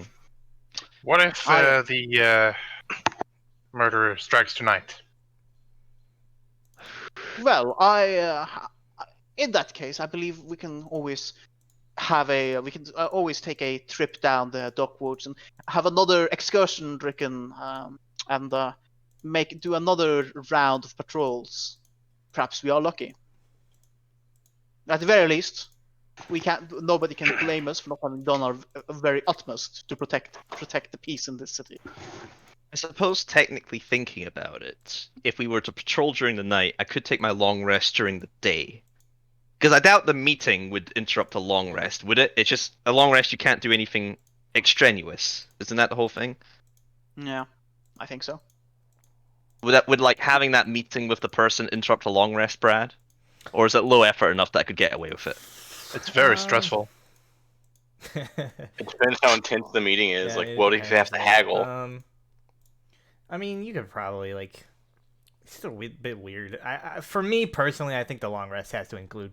I think like actually, literally, the long rest does have to include like sleeping and stuff like that. And I'd rather not just like have people have, different times, right? Because if you do that, then it's gonna be off for like ever, and you gotta stay out. It's just gonna be too weird. Yeah, it's 8 hours long, during which a character sleeps or performs light activity, reading, talking, eating, or standing watch for no more than 2 hours. Is what long rest says. But it's like I don't think we're gonna be out the entire night. I'm just like thinking like. That's true. Just when the murder happens. Just when the murder. Yeah, during the evening to like midnight perhaps, and then like head home.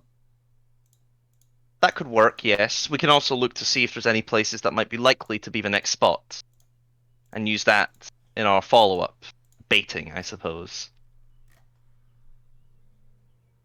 Indeed, indeed.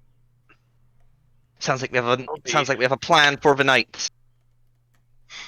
Figuring out potential spots is not that easy. It's the entire Dockwards is pretty much alleyways, which is where the murders have happened. Yes. I It sort of could turned to be Sheldrake. literally anywhere.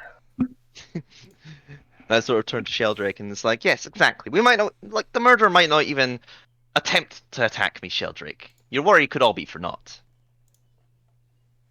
Don't we still have those sending stones or whatever they were? Yes. We do. So I guess obviously Valerie's gonna have one of those while we have the other. Yeah, currently Valerie has one and I have one, I think it is. Yeah. From what I'm thinking, like Valerie goes off on her own. Dricken stays like as close as he can. He's probably stealthier than me and Sheldrake. He can also fly. Yeah, that as well. Basil, if he could be here, but He can be there as well. And then me and Sheldrake probably gotta stay a lot farther behind. Like just stay like a street over and follow along parallel to her. Mm-hmm. Yeah, that makes sense. What was I? Oh yes. So Reginald, this is. Yes. Tell me, does the name Sardos Sword say anything for you? Sardis Swords. Yes. Can you type that up so I just know how to pronounce it and how it spells? And Brad does it. Make a history check. Nope. Never heard of it. Ah. Yes, Sea no idea Maiden's what Fair. history is. You haven't heard of the ship Sea Maiden's Fair either, or the organization? Have I heard of the Sea Maiden's Fair? No. No. Alright. Ah, well, was worth a shot. I'll also, just for prosperity's sake, I'll list out the other ships we had, like the Pearl Jammer, Rock Lobster, Eyecatcher, Heartbreaking, Hellraiser. Never heard of any of them. Yeah. Sir Reginald has never heard of any of them. But Zach has. Zach's read this entire book a couple times. But I'm not playing Zach. I'm playing a kind of dumb dwarf. Hey, Zach, who's the murderer? Dricken.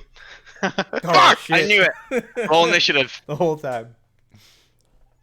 Rick, I knew that is when he just pretended to like not know what an elf is. I'm sorry, guys. I just couldn't tell you. Yeah. But yeah. So yeah, like during the evening, I imagine like we could go down and have another patrolling look around the Dockwards. Sounds Keep an good eye to out me. for such. Neighborhood watch. At it again. Neighborhood watch. Yes. And then around midnight we could head home if nothing happens. Sounds good. Let's do it! Very well. So you sort of Kids, we're leaving you unsupervised for a few hours. Don't No, break Basil's there. anything. Oh yeah, that's true. Basic's there. Man, Don't- are any don't of them bother the elves? ghost. No, they're a human, No, there's a two human, humans in it. and a tiefling. Yeah. Damn. Kids, Basic, we're heading out. The kids as bait. Oh, we couldn't use the kids as bait. Damn, that was a good idea, Oh my Reginald. God. I know, right? Oh my god, no. No. Quickly Kids- kill me so I can re-roll a character. the kids are less valuable than Lady Valerie. Fucking hell. Alright, let's go. Basic, kids, we're heading out. Leaf's in charge. Lady Valerie, do you want to reallocate this magic you did on my stick? Yes, I can't the end of long reallocate rest. that until it's the end of my long rest. So at the moment, But Reginald has the flail, so it doesn't really matter. It's yeah. So Basic. Reginald doesn't. Yeah, Which that reminds me, I need to type up what it does. There's a handout for it. We have a handout for it now with a picture. Oh, and do we? everything. Awesome. yeah. Look at the picture. It's awesome. Can I just say I tuned to that, Brad? I mean, there hasn't been enough time yet. Oh God, I thought it'd been like a day or something. Yeah, but you need to spend 20 hours reading it over 10 days to attune to it. Oh. The plus one bonus is intrinsic; it doesn't require attunement. Yeah, but the yeah. other bonus requires that you read it. All right. Neighborhood watch heading out to the dock ward. Do-do-do-do-do. All right. So you wait for sort of nightfall to begin and to make your way downtown to the dock ward. Okay, so yeah, so you basically are gonna like patrol around the area, kind of like looking for suspicious activity. Keep an eye out. I will say once again, as night falls, like a kind of like thin veneer of like mist kind of like pours in from the sea and kind of like fills the streets of the dock ward, making it somewhat difficult to see great distances. Somebody's drawing all over my map, I see. Where? Oh wait, there's somebody. Why has somebody written Yakuza? I have no idea. Yakuza, the way of the dragon. Of course. Let's see, yes. Oh, the way of the dragon. Oh, right, right. Maybe I've asked this before, but do we know in which order these killings took place? Like, was it from north to south, or south to north, or was it just random? Well, I mean, there's only 3, but basically, like the northmost one happened first, then the southmost one, and then the middle one is the most recent. Yeah, it went like this, in like the triangle. Curse. Yeah, the murderer has been methodically making his way to every alleyway in a north to south fashion. So if you just go there and wait, obviously no. Yeah, so obviously the next location will be there because that's the middle of the triangle. Anyway. Yeah, so you begin to kind of like basically keep an eye out, like wandering around at night. So I need 2 things. As you're all staying up like extra late to perform this little stakeout, I need each of you to make me a Constitution saving throw. And I will also need each of you to make me a perception check.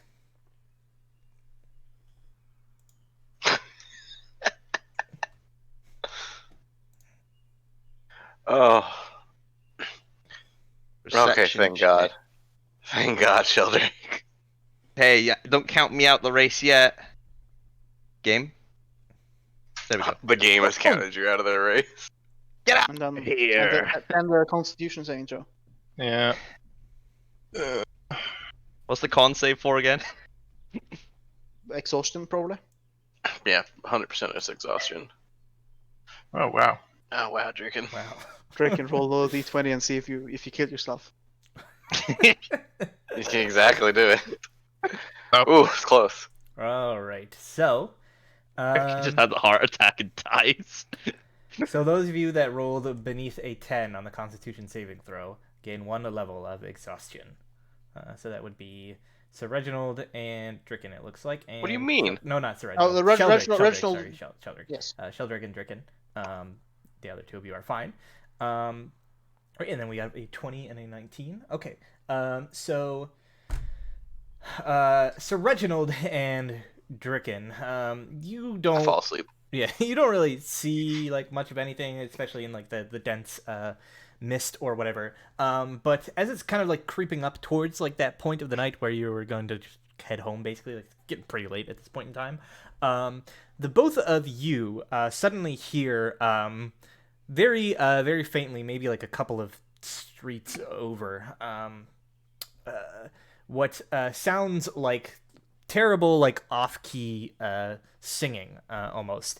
You hear basically like somebody like badly singing like a sea shanty, quite obviously like with a heavy kind of like lisp to their speaking that implies like drunkenness.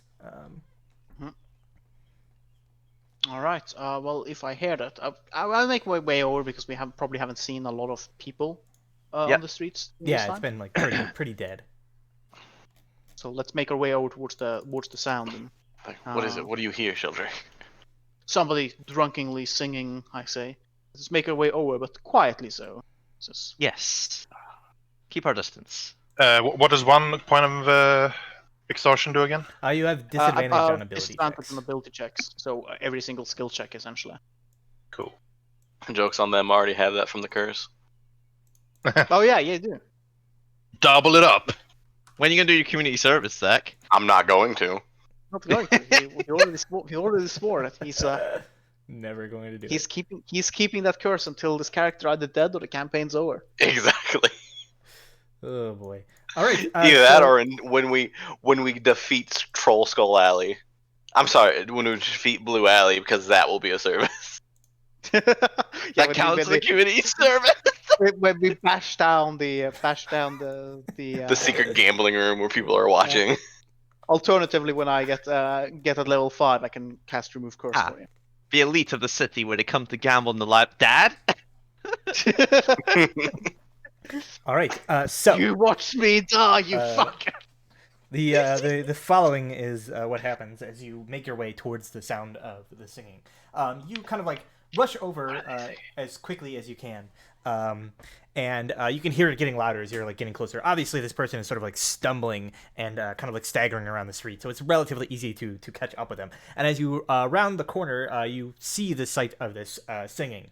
There is what appears to be a rather drunkenly walking sailor with very slightly pointed ears, who is currently just sort of staggering back and forth. And you watch as he sort of staggers like off into an alleyway, and kind of like around a corner, and then Valerie, you see from the top of like one of the rooftops nearby what looks like a dark like shadowed like cloak figure like drop down into that same alleyway.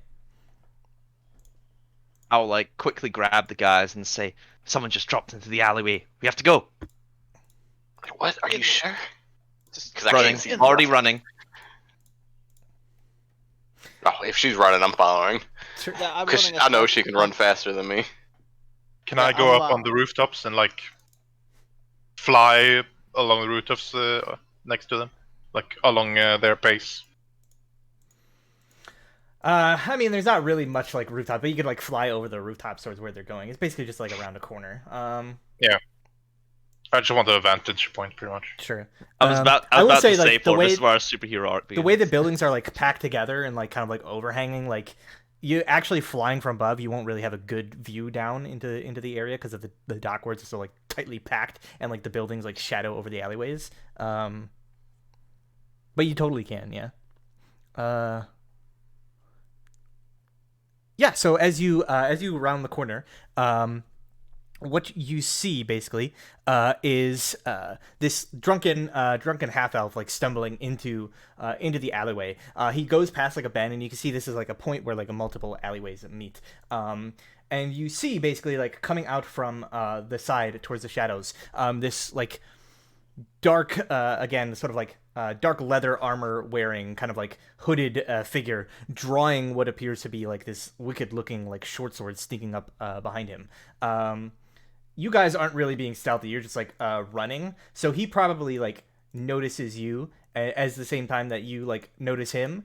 And the half elf seems to just be like completely oblivious to the situation, but you can see that the figure like turns to you, and now as he does, you can see that beneath the like cowl, he has sort of like this bluish purple skin, and you notice that he appears to be a drow. Oh, puke! It's on Wait. the drought. Oh god. Calm blue yourself. Profusely. And at this point, bluish purple, you know. it's Sheldrake. At this point, we are going to roll initiative, please. Oh, that's a cool picture. I love the the tokens they made in 5e for like all I the feel like pictures. They're like feel like I would pictures be in are front. gorgeous.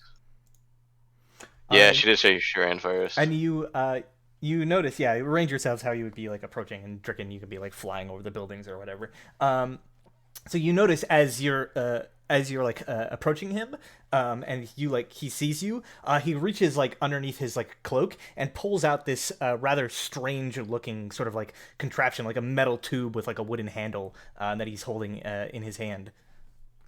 Fucker have a God, gun? Oh, what? No! Don't say that! If I get fucking shot. As we were running up on him, can we say that I like, when he was like, Kill him. Drow gunslinger. Jesus. No Wait, that way. means we can get his gun. Oh yeah. oh Fucking shit, the I want that. chicken. I want that gun. You can probably, I mean, you're artificer. You might be able to figure Yeah. out the workings of that. As we were sort of running up, Brad, I would have liked to have shouted at him, it's like, stop! Leave that man alone! Why do you say it like that? That was gross. Because she's like out of breath or like, running. Out of breath, this isn't really my element. Do artificers get proficiency with firearm? Only that specific type of artificer does. I think so. It's only the So, The shooting I'm range. first. Yes, Sir Reginald So- is up first. I feel like I can see that this escalation. I'm sorry. This is escalating to violence. Considering he pulled out some strange corruption. I don't feel like there's going to be any talking here. Would I be able to recognize it as a gun as an artificer? Make a Arcana check. An Block arcana 19. check. Have we had a long rest since Yes. the last Yes, session? we did. So I have my rages. Yes. You have your rages after a short rest, don't you? Even.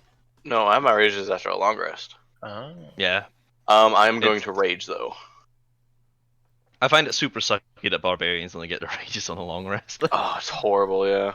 It's exhausting. It's to be that fine furious. later on when you have plenty of them, but like up to level like 3, when you only have 2, it's annoying.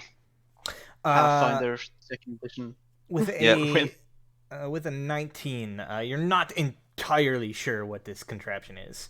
You don't recognize it immediately or anything like that. And I'm going to with the martial attack techniques. I don't think you've attuned to it. Well, I can still use it. Oh, right. That is a normal +1. That's what we said, right? I just can't use Yeah. the superiority die. Yeah. And I am going to reckless Very well. A for 21 is a hit 7, 8, 9 damage. with 9 points of damage. The book like flies around, like kind of like, and this drow you see basically kind of like just barely like ducks out of the way, and you hear the like impact of the book against like his shoulder armor. And he kind of like grunts a little bit, kind of taking somewhat of a like a glancing blow, but is obviously made contact. Mm-hmm. And he like curses under his breath. Do any of you speak Undercommon? Let me see here. No, I know I don't. No. I speak common and Dwarvish. Shit, I knew there was something I missed. I hit him, so I'll shout back behind me. He's like, I set him up for you, Sheldrake! Because I know that your abilities do more damage if they're hurt. I don't know how that works, but apparently it works that way. All right, and then Sheldrake, you are up. All right, I will run in to get in close to this man, and I will just immediately, this seems like a dangerous situation. This is a drow with a strange contraption I do not recognize, but he's obviously a murderer of some kind. So we will subdue him post haste. I will cast inflict wounds. Normal. Oh yeah, do we want to keep him non-lethally? That is a miss, I think. Yeah, as you like move up to him, obviously casting the spell, your hand like pulsing with this necrotic energy, he like glances out of the side of his eye as you lunge for him. He just ducks out of the way, expertly kind of like spinning around your blow. And then it is his turn. As he does this, you see he kind of like finishes like pulling out this contraption, spinning and dodging your blow. He takes a quick look at the both of you here, Sheldrake and Sir Reginald, and you can see like his eyes kind of like darting back and forth before he like pulls this contraption and points it towards you, Sheldrake. And then you see he like pulls on some sort of like little like metal contraption, and there's a loud bang that echoes out. Yes, a wand. You fool! Why didn't you stay close to me? I was trying to surround him. Just cut off his. What is your his armor escape class? plan. My armor class is 15. All right. So you see as he's like pulling this up, he basically like aims it straight towards your head, and you like kind of like instinctively like seeing this like open like metal barrel. You're not exactly sure what he's doing, but you know it's probably like not good. And you just barely duck out of the way in time as this like something goes whizzing past your head. You hear this like as like something whizzes past your head, and then there's an explosion as like splinters form behind you in the wall from the impact of whatever it was. Oh well. Well done. Yikes. I think we should leave this dude alone. Then he is going to look around again, and you see he is going to take a step back, and you may make attacks of opportunity if you so wish. As he begins to just start running.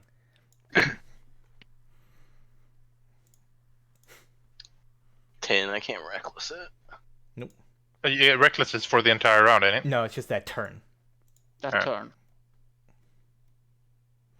Neither of you are able to score up Glow as he expertly sort of like disengages and like ducks beneath your swings. Valerie. Projectile weapon of some description. Fascinating. And I'll run up. I'll try and... Oh my god! Do I want to inspiration this? I just got... I'm gonna use it. Okay. YOLO. I hate my life. I'm just gonna uninstall... I'm just gonna turn off my computer now. Uninstall. Oh my god. Uninstall the game, yeah. That would have slowed him by 10 feet, guys. I'm sorry. That would have been helpful. I think I'm gonna try to grapple him.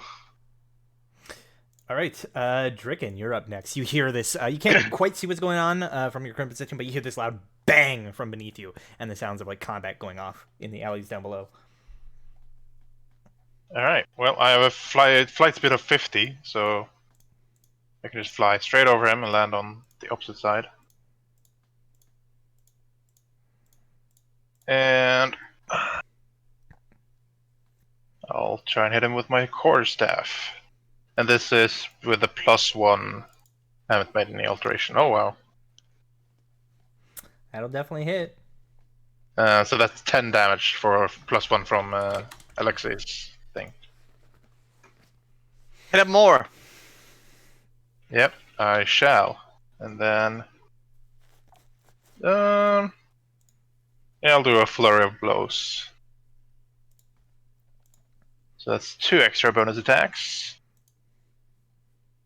Can you use your quarterstaff for all of them? No. No. Have to be unarmed. 17 is not a hit. He ducks out of the way of your talons as they sweep through the air. Neither is that. Again, he just sort of jumps over your kick. Clenches the legs. And he sort of like moves with this like grace and agility as he's dodging all these blows. Sure. Back to us, Reginald. Grappling him is a athletics check, right? Yeah, it would be an athletics check contested by his Dex or something. yeah, acrobatics or athletics. Probably acrobatics. What do you think my odds are of being able to pin this 3. guy down, guys? 3. I mean, you're raging mean- right now. It's a strength based thing. Yeah. So you get advantage on it. So as long as True. you manage to hit him, I think pretty good. Don't I have a minus though on those because of ability checks? You have disadvantage You have because disadvantage, of yeah, the. so it just So it would be cancels. even. Sure. So it'd be even, yes. Well, he's clearly trying to run away, Yes, we need to stop him and from he looks like he's not. How's he looking, by the way? I mean, he's taken a couple of like solid hits, but like, you know, he's a fighter, right? He can keep going. There you go, 15. Okay, 15. Yeah, you manage Boy. to grab him as he's ducking out of the way of Dricken's like kick. You grab him by the back of his coat. Got a firm grip on him, and I can't do anything else. I think my turn, right? Time for a beatdown, boys. All right. My action, I will be casting Bless on Sir Reginald, Rickon, and Valerie. Extra D4. Yeah, extra d4 to your attacks and saving throws. Okay. Then I will be moving him here. On his turn, again, he's just sort of like cursing in his native tongue. He is going to. Where's that drunk guy? Anyway. Oh, he kept walking. Oh, he like Yeah, he stumbled over here and like basically collapsed and like is sleeping. Oh, I'm gonna mug him when I'm done. Did he not become who we came to stop? Ah, come on, it's no fun. I thought I you mean- put that life behind you, Sir Reginald. I mean, we have to, bring this guy over to the authorities and have like a, like tell like, yeah, this guy's totally the killer. Like, we need to have a good case for that. This drunk don't guy have who to- doesn't even know that there's a fight going on, you mean?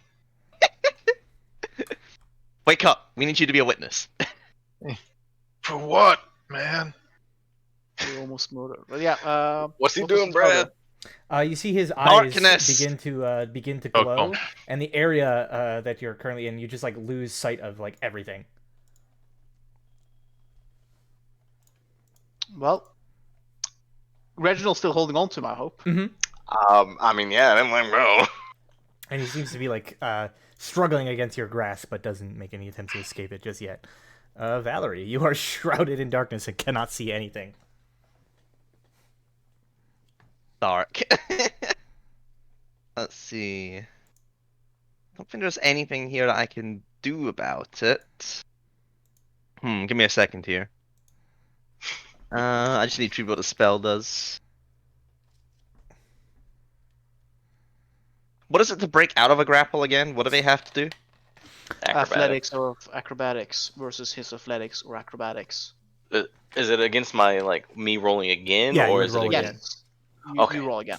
Curious about that one. Got it. I mean, I remember where he was. Do I do an attack, but it's just at disadvantage now, or can I not do an attack? I mean, you can make an attack at where you think he was at disadvantage, and if he's still there, then you may or may not. Very well. I shall do so at disadvantage.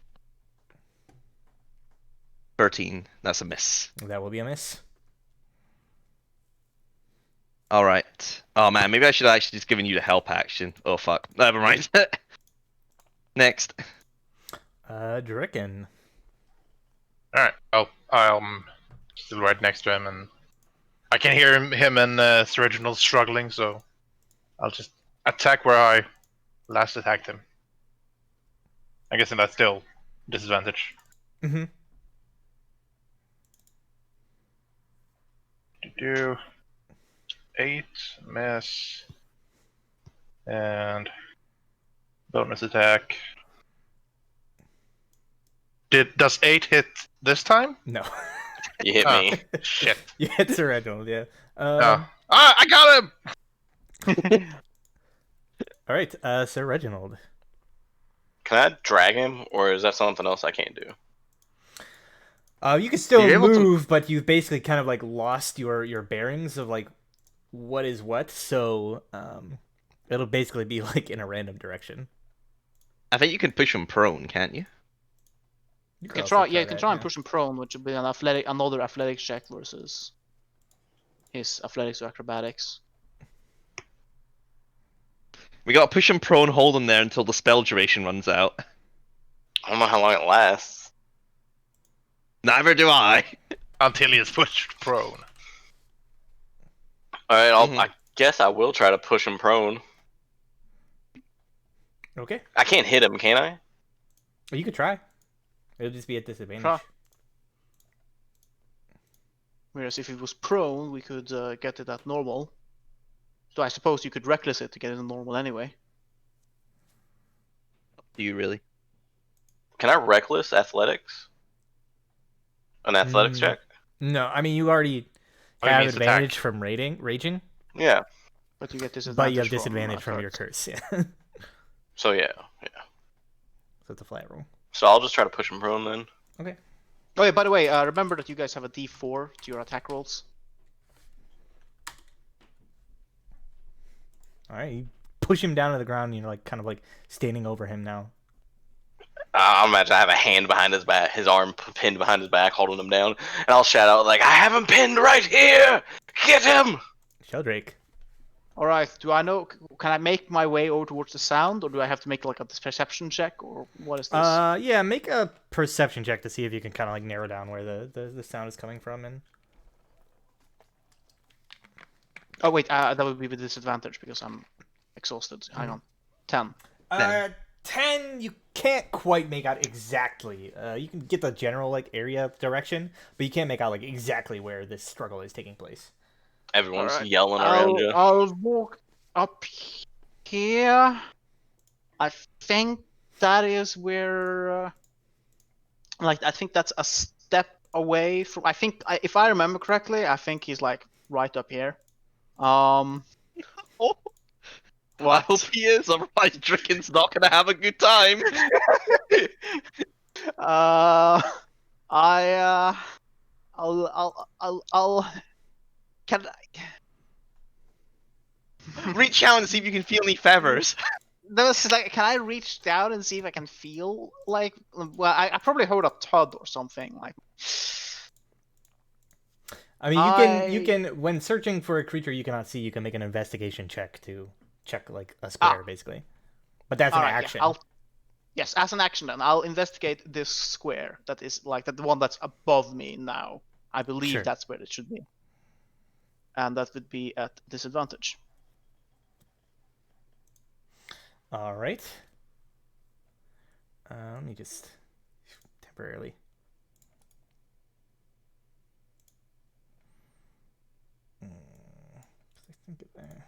Okay. Yeah, so your investigation, after feeling around in that space, you basically like feel, you kind of like put your hands on, like it would seem as though there's like a couple of figures like there, like one kind of like pushed down to the ground and the other kind of like just above him, like holding him down. Over here! Says I like he's right here. Get him. Okay. I'll start pounding on Sir Reginald. Sir Reginald's got him pinned. So, on his turn, Sir Reginald, can you make for me a let's say a strength saving throw, as suddenly the like creature in your grasp, you feel violently jerk upwards as if being like pulled by something.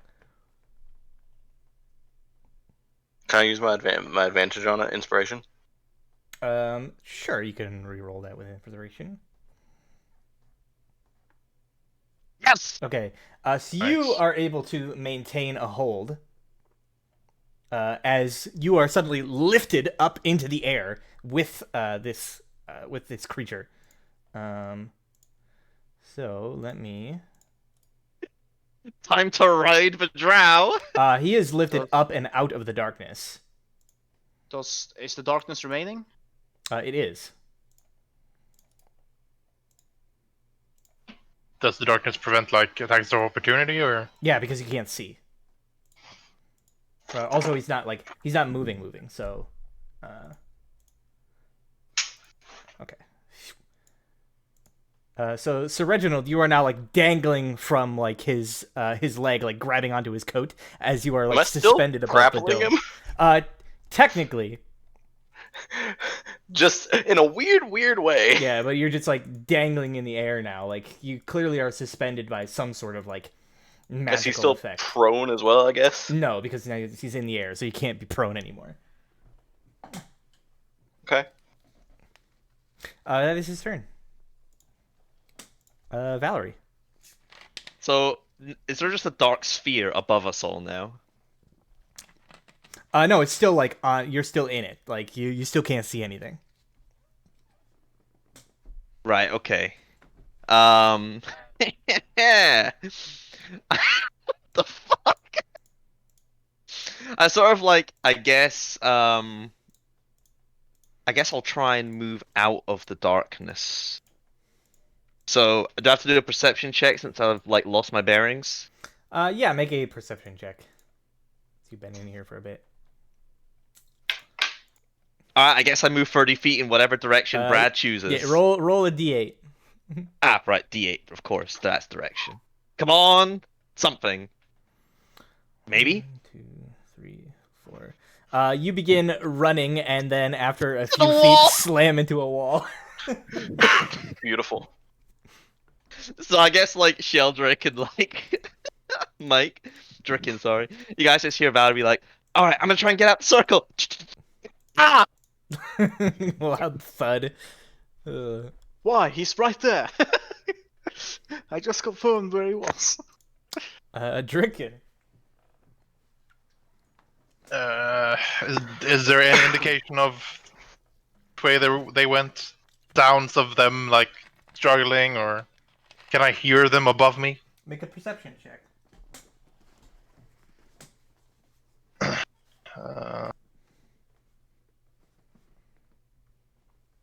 You're also 14. disadvantaged.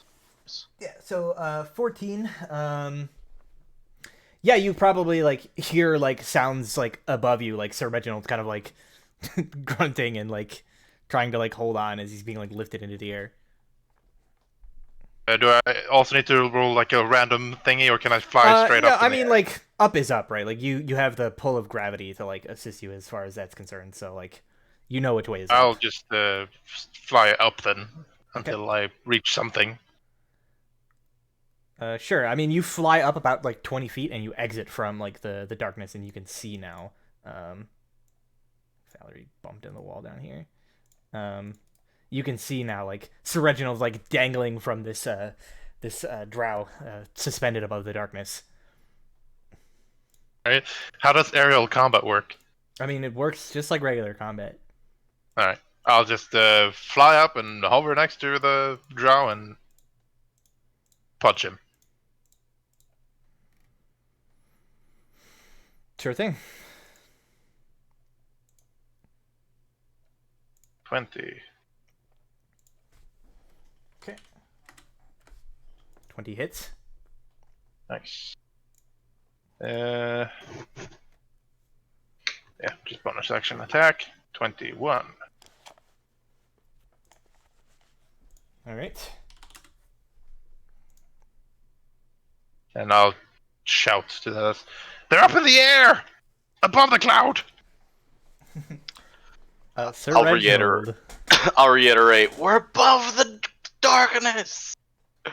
And then I can't really knock him prone again because we're in the air. So I'm going to try to beat his fucking face in with the book. I'm assuming I can't swing it because it's a flail. Wait, it's a flail. It's on a chain, right? Yeah. I'm just imagine I can't really do that. So I'm just holding the end of the book itself and just trying to smack his face with it. That's what I imagine is going on in my mind. I would I'm probably going to say, based reckless. on like the situation, that it would like you would be swinging at disadvantage, but you can just cancel it out with the reckless. Reckless, yeah. 17. I think it misses. That is a miss, unfortunately. Plus D4. You still have the blessing on. Oh yeah, plus D4. Did the 21 hit? No. Yes, it does. 4, 9, 10, 11 damage. Okay. Learning! All right. I assume My ass out kicking your ass. from reporting that they're outside of the cloud, I will try and make my way out of the cloud. I guess I'm going to have to do a perception. Yes, please. Yeah. Disadvantage. 7. All right. I'm rolling that D8 Roll for a you. d8. 4. Bonk. I think One, that causes two, you to three. run into Valerie. Yes. Bang! You just boom, clang into Valerie. Ah!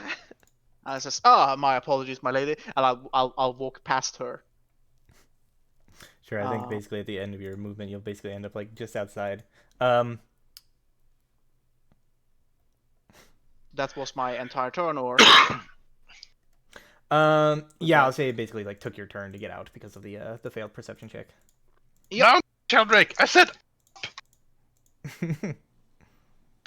Yeah, I move outside. Move out. All right, this fella. You're being a bit of a bother, Sir Reginald. What's he gonna do? What are you gonna do? He is going to shoot you. Fucking 19 AC. And he's going to do so with advantage. Oh? Because he does not have disadvantage from being next to you. Oh shit. Well, he would get advantage anyway because of my reckless. Well, yeah, I'm just saying it is an advantage roll because it's not canceled. Like he doesn't have disadvantage to cancel it. So let me see here. What's your AC? 19. 19. All How does right. he- Oh, is it because Sir Reginald can't see him? Is that why? No, No, because no, he reckless attacked.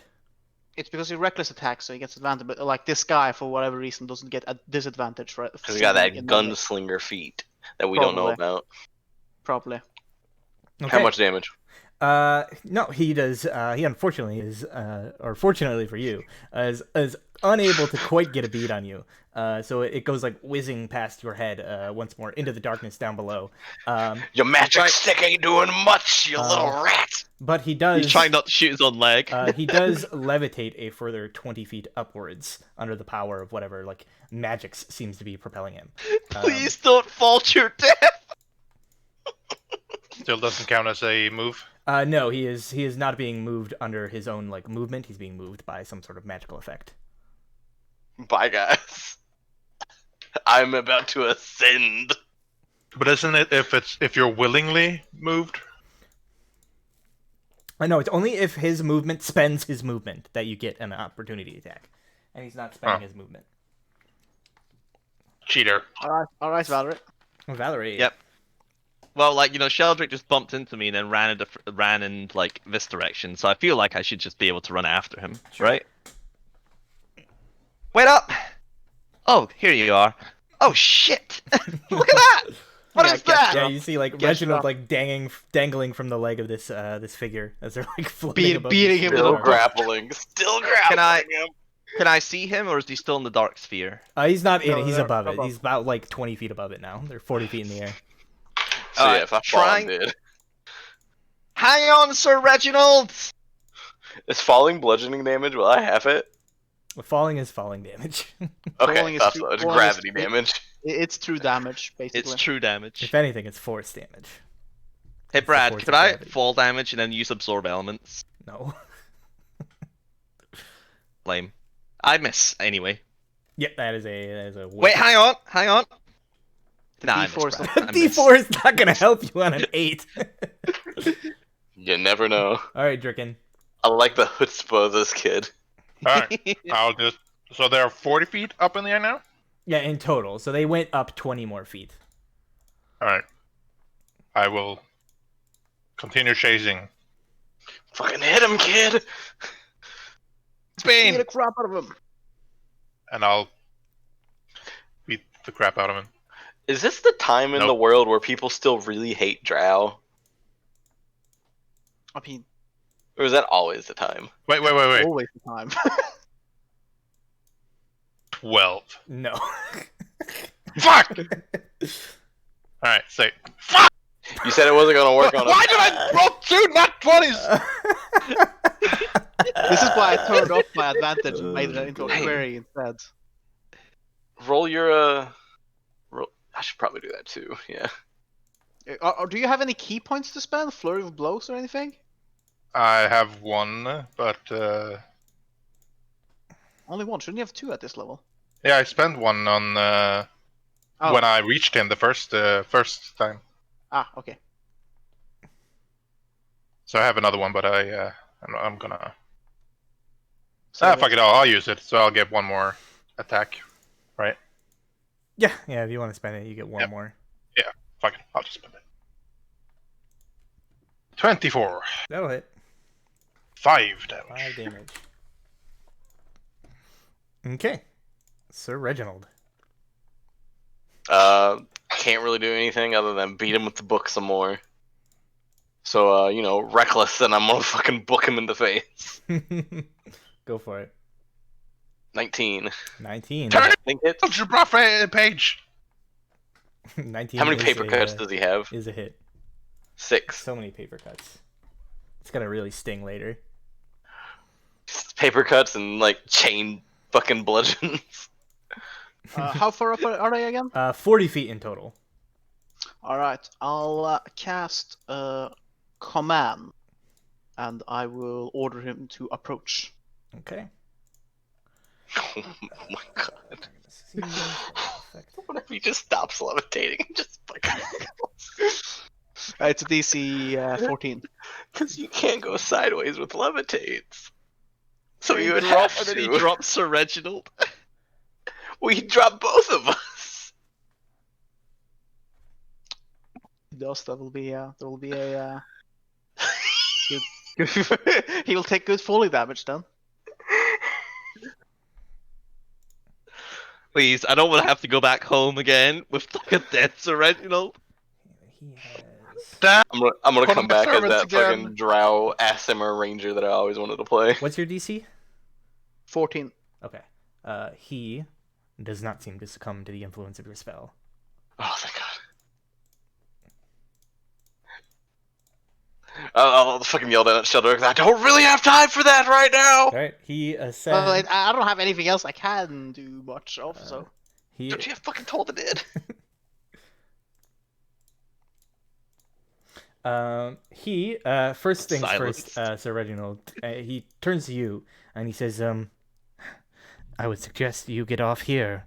I'm not going to stop rising, and this fall is getting more and more precipitous for you. And he is going to go up another 20 feet. And then he shouts out as he like pulls his gun and points it down towards Dricken, and he just sort of says, "And you, quit following!" And there's a loud bang as he shoots at Dricken. It's weird that he doesn't need concentrations on these spells. Or maybe he doesn't. Or maybe it's just magic items, who knows. Sorry, lad. I'm a bit stubborn. 17. Uh-oh.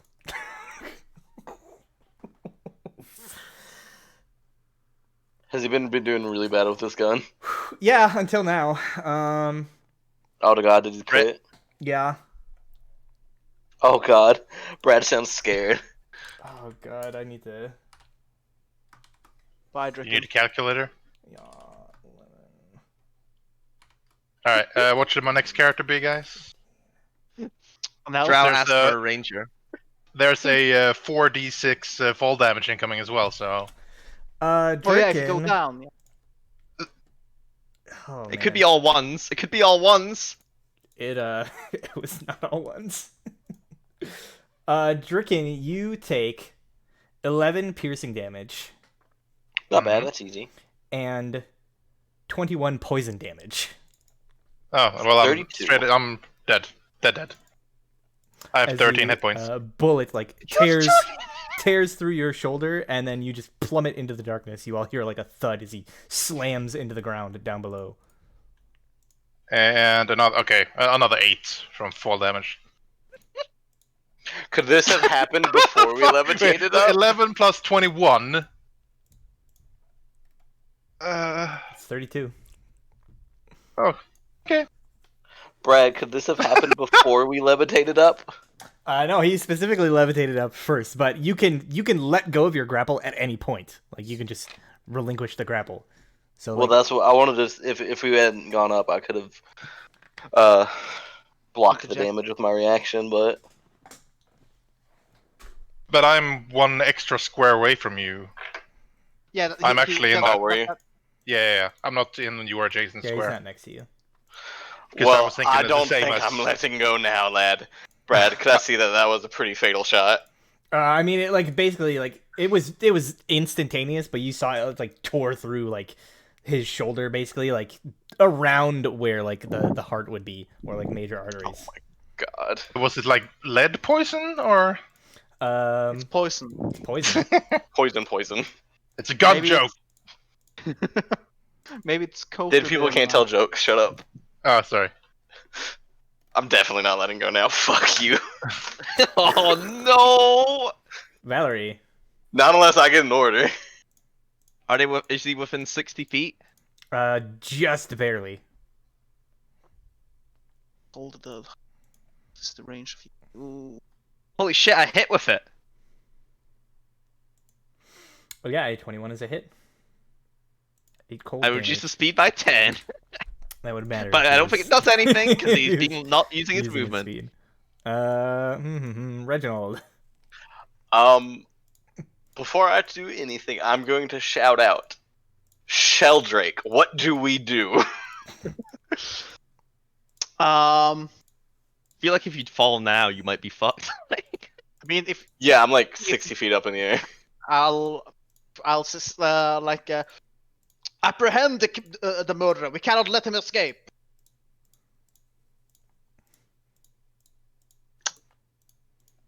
Nothing else? I mean, in that short period, yeah. Fair enough. Reckless.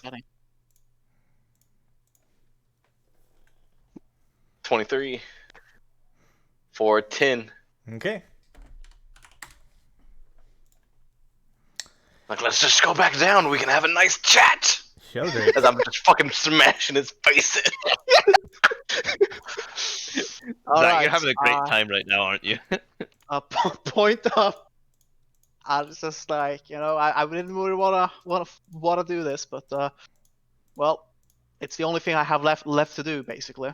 Oh god, what is he gonna do? His trump card. No, it's not my trump card. It's like Guiding bolt. Toll the Dead. good old Toll the Dead. Wisdom saving throw. Which the thing is, I can't do it non-lethally, so. That was a fail. 6 points of damage. Oh, were we supposed to be doing this non-lethally? I have not been. You did say apprehend, yeah, so. Oh, right. Well, Yeah, I would very much like to have this guy alive. I would like to know why he's killing elves, who he is, etc. So All right, Sir Reginald. He looks down, sees you still grabbing on, and he just sort of like looks at you, and he's just like, "I said, get off of me, you little shit." And he is going to. I mean, the most effective thing would be to shoot you, but I think he's just gonna try to kick you off. try and get Brad, out of the grapple. Brad doesn't want to raise the TBK anymore. So go ahead and make an athletics check.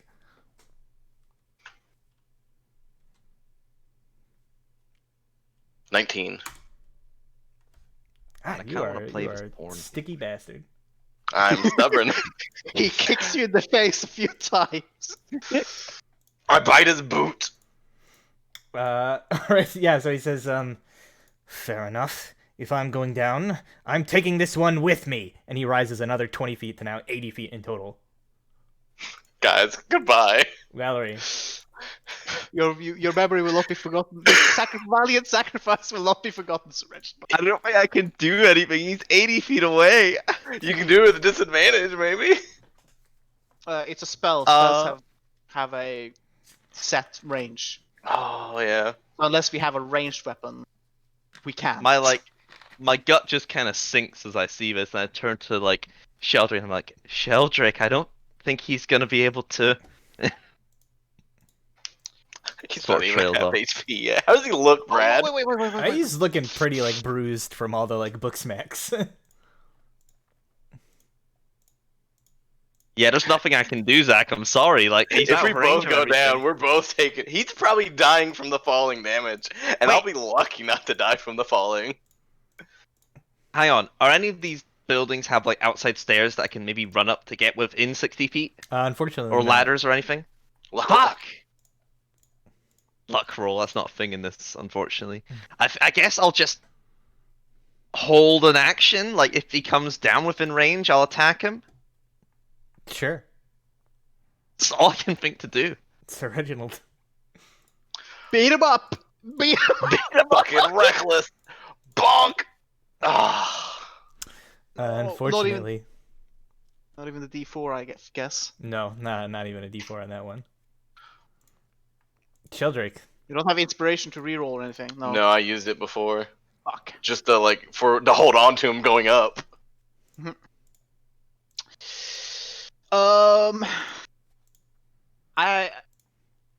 take out the Lantern of Revealing and light it as an action. Does that get rid of the darkness? I don't think it does. I think all it says is it reveals invisible creatures, so I don't think it does, and it sheds bright light. It's not gonna dispel the darkness. I think you need like a daylight spell. Daylight. Spell magic. Daylight spell. Okay. Well, it was worth a try. I'll just close the light, or like, I'll light it. See, it doesn't work. Just get like, remove the light again. Could you start putting like mattresses and stuff underneath where Sir Reginald's going to fall? That's actually mean, not a bad padding his idea. fall. There is a feather bed there. Oof. Put the drunk guy underneath him.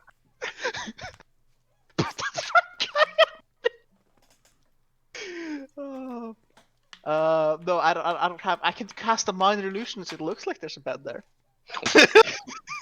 So Sir Reginald thinks he's going to be. I'm going to be fine. Yeah. But no, I mean I think that's my action to get out the lantern and like light it, Yeah, it would be. Yeah. and I'll just put it out again, basically. Sure. That's my. Come on. You see the drow like pulls back the hammer on his pistol, pointing it down at your head, Reginald, and he just says, "Last chance, ride's over."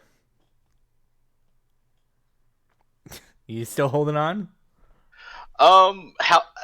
I'm 80 feet in the air, right? 80 feet in the air now. How much the damage is that? 8 Number wise, 86. it's If just you're still- 86. I can you're still- survive 86, but if Yeah. he shoots me and I fall, then I cannot. At most, that's 32 damage. No, that's average. That's Average. average. is 32. Average? Okay, yeah. Like I'd survive that. At most, it's 48. That still wouldn't outright kill me. I have 27 HP. In for a penny. Come on. Drop. I'm dead. You might miss. He's been a shit shot so far. True, he has been. for a penny. Hello. I'm sorry. Do you guys hear something? I feel like I'm hearing something. Like I'm not Go. sure what it is. Do Remember, it, he- you bastard. You won't. You're hearing the twitching pile of feathers on the concrete. Yeah, the feather bed, as I said. All right. Well, unfortunately for you, Reginald, Oh, he did. he does. 19 Well, AC. no, I haven't rolled it yet, but let's see. He has advantage. He did reckless attack, so. Oh my god. Yes! Did he crit again? He either crit or he failed. He rolled a 19. Oh, did he? He hit me. Yeah. Awesome. He just hit you. How much? You only take 20 points of damage total, which so 12 of that is piercing. So you take 6 piercing and 8 poison. So plus more 6. You have resistance against poison as well because he's dwarf. Yes. Oh, yeah. So then how much another do I 4. get back from Another that? 4. So I get back another 4. And then he goes up another 20 feet. Oh, 100 feet in the shit. air. Brad, Valerie. is there any way for me to like soak Sir Reginald's fall? Like if I like go underneath him, it'll hurt me as well, but I'm willing to take the pain if it keeps him alive. Like, is that possible? I That I could like think like break his fall?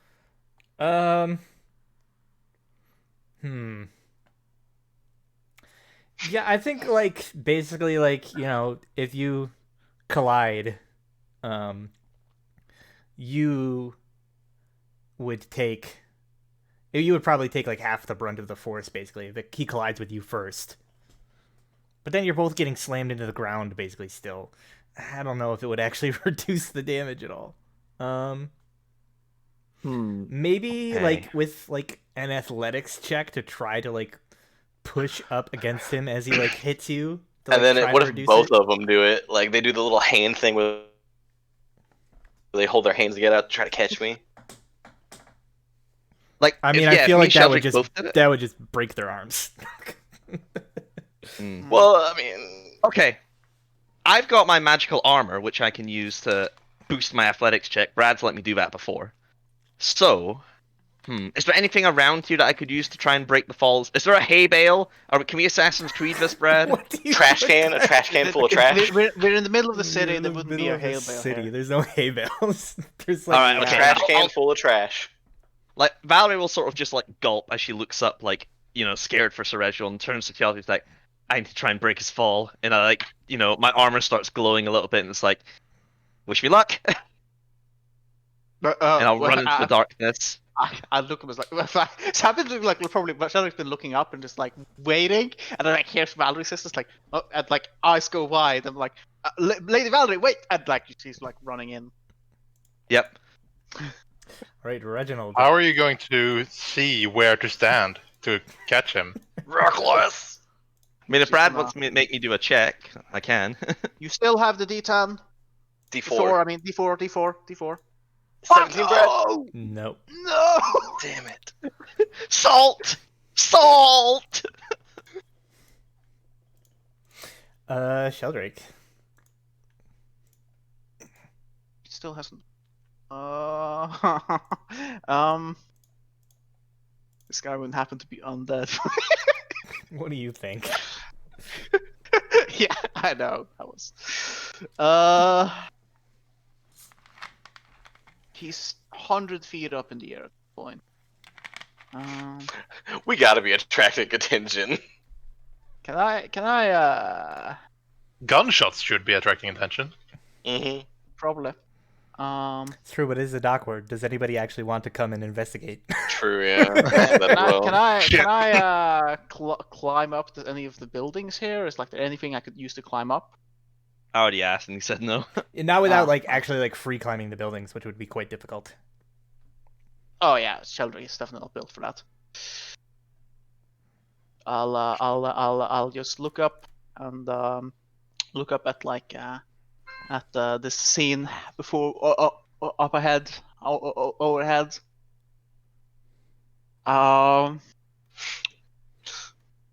No, looking around, nobody's here. Nobody's here. Let me look. This there. Who are you, gods of? Yeah.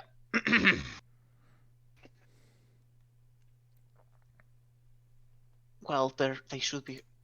I'll spend my turn praying. I'll reach down under my coat, and I'll grab not around like my neck, but like inside of my coat. I'll pull out like a little pin, like a small little pin, a small little symbol that I'll like hold in my fist and bring it up to my mouth and just like sort of whisper a prayer, in Infernal, which I'm sure none of these guys understand because I'm pretty sure I know from before that none of them speak it. I speak it. Pray to your evil god. I I will owe your will- evil god a favor if he saves me. I will pray. Actually, it would probably be 3 pence because in this situation, I think I'll just take out all 3 of them. Wait, what? And I'll just pray this with your blessing, my lords, just bring them both down now. Oh god.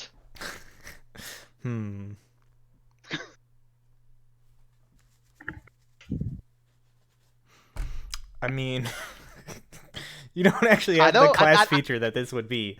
I know. That is just. I feel like what Sheldrick would be doing in this situation because he has nothing else he can do other than just praying to his gods.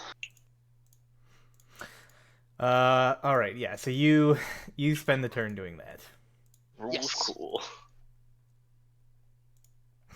This gunslinger, disappointed in how like ineffective his gun has seemed to be against you, given your furious. Yeah, I rage. just kind of like brushed it all off. He's going to try to kick you off one last time. Okay. Another Come on, athletics Reginald, you check. can do this. Please. He's got to roll pretty high. You're rolling pretty good on these. Ah, he rolled one higher. Wait, blessing. Can I have blessing on it? Bless does Blessing is not for work on saving ability throws. checks. Ah, Yeah. so I Saving fall. throws. Yeah, he finally kicks you loose and you fall 100 feet down to the ground. Here we go. So What is that, 10d6? Or yeah, d8? D8? so Valerie, you like hear him like coming close to you. Can you make an athletics check to try to like brace his fall and kind of reduce the damage? So I'll spend the charge in my armor then to add my intelligence modifier to this, as my armor sort of just charges up. Zoom. Okay. All energy to the legs. And we'll say the arm. difficulty class is going to be 2 for every 10 feet he's falling, so it's going to be a DC 20. Okay, fair enough. All right, so I'm probably gonna take a lot of damage here, so let's do this. Intelligence roll. I'm so sorry, guys. Goodbye. Can I roll the 10d8? I want it to be on me, Brad. Isn't it 10d6? 10d6, yeah. Sure. Slash Go R. ahead. 10d6. 34. I'm alive. All right. I think. Minus 34. This bastard got away. I die if I reach like what? More than. Yeah, you'd have to go to negative 27 in one hit. Okay, I'm only at negative 17. Yeah. Oh, thank God! So you fall unconscious. Valerie, you take half of that in your failed attempt to. So you take 17 points. Right. Okay. I'm down 3 HP. God, I'm my mangled body. I have a gunshot wound to the head. And I think at this point the figure has like drifted out of range of like your vision in the dark of the night, and he kind of disappears. I cure wounds him. we're gonna meet him again, and we're like, you. So Reginald, you're back up at 9. Oh man. Right, and then after about like another like minute or so, like the darkness persists. After like about a minute or so, you notice the darkness kind of begins to shrink inwards, and eventually it disappears, and you see sitting sort of in the center of that location what looks like a small like black bead with a large like crack down the middle of it. Ah, it's an item. A black bead with. I'm just like laying mangled on the floor, like blood feeling. I'm pretty hurt as well. As Valerie like got like as Reginald fell down and Valerie like I heard probably like Valerie getting hurt. I was like, my lady, are you all right? I'm okay. It's fine. And I will probably make my way into the darkness before it dissipates and like try and find Reginald and Valerie. Oh. What is Confirm it? that they're okay. What is it? Valery's the mistress. What is Sheldrick to me? He's like the major dormo, right? He's like kind of like your direct boss, basically. Oh, mistress, sir. I regret to inform you that he got away. Yep. It is, I don't think he expected him to fly. That is a regrettable thing, and I'll find try and find Dricken. Yeah, eventually as the darkness is like fading, you can see his like there's basically this big sort of like, you know, small entrance wound, but as you like flip him over, you see the like massive exit wound in the back where the bullet tore through, and there's just like this big hole in the back of his chest area. And he's like obviously not breathing, plus his body's like pretty battered from falling the 40 feet too. Looks like one of those feathery messes of a bird that's been hit by a car on the highway. Yeah. Well, I suppose we will need to give you a proper burial. I think also you see basically like the guy who had like kind of like fallen unconscious is now like awake, like eyes wide, just like scrambling against the back of the wall, just like Calm down. You're safe now. I look at that man and I'll say, somebody was after your life. Someone went after your life, my friend. He says, our intervention was able to save it, although at a cost. And I looked at Rickon. Yeah, he just seems kind of like a little bit like flabbergasted at the situation. Like he was drunk, like passed out, woke up, and now has no idea what the fuck is going on. There's like blood everywhere, a dead body, just like he's just like in complete shock, basically, like not sure what to say. Yep, I'll just pick up Rickon's body. Where's the closest morgue? Let's get this over with. It's, I mean, like, unless of course the Bourbon estate would pay to get this man. But Didn't they strictly say they wouldn't do this again? I think I don't know. I wasn't there for that. I have a distinct feeling that they wouldn't, No. because it was a costly affair last time.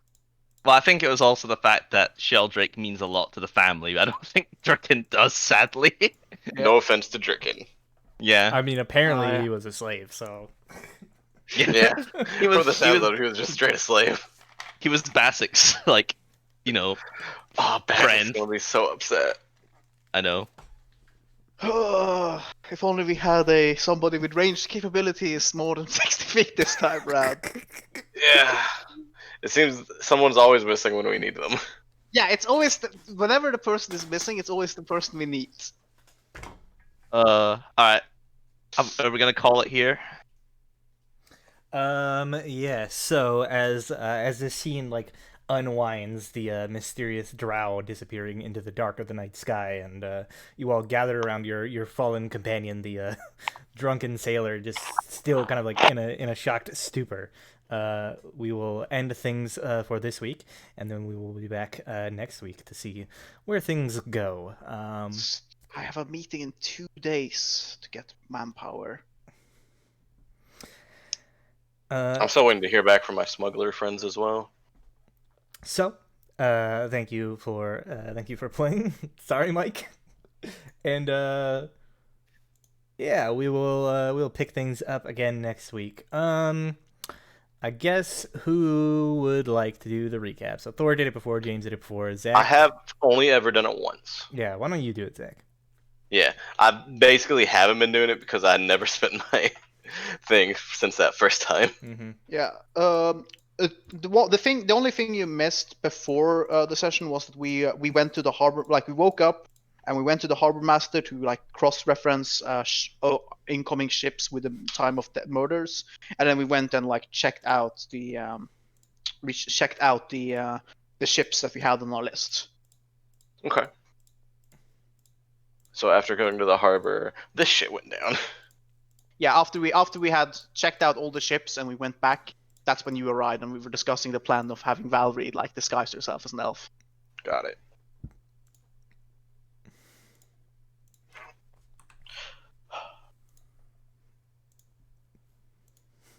So tomorrow, Well, guys. like in game tomorrow, we have a meeting, or like there's an inspector coming at 3 in the afternoon. Then the day afterwards is the sword festival, at which point I have a meeting. Man. We possibly have more stuff meeting to see about acquiring more manpower for the tavern.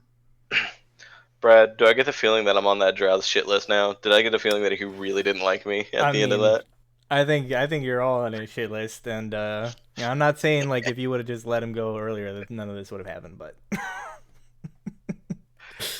We were apprehending a anyways, criminal. next time.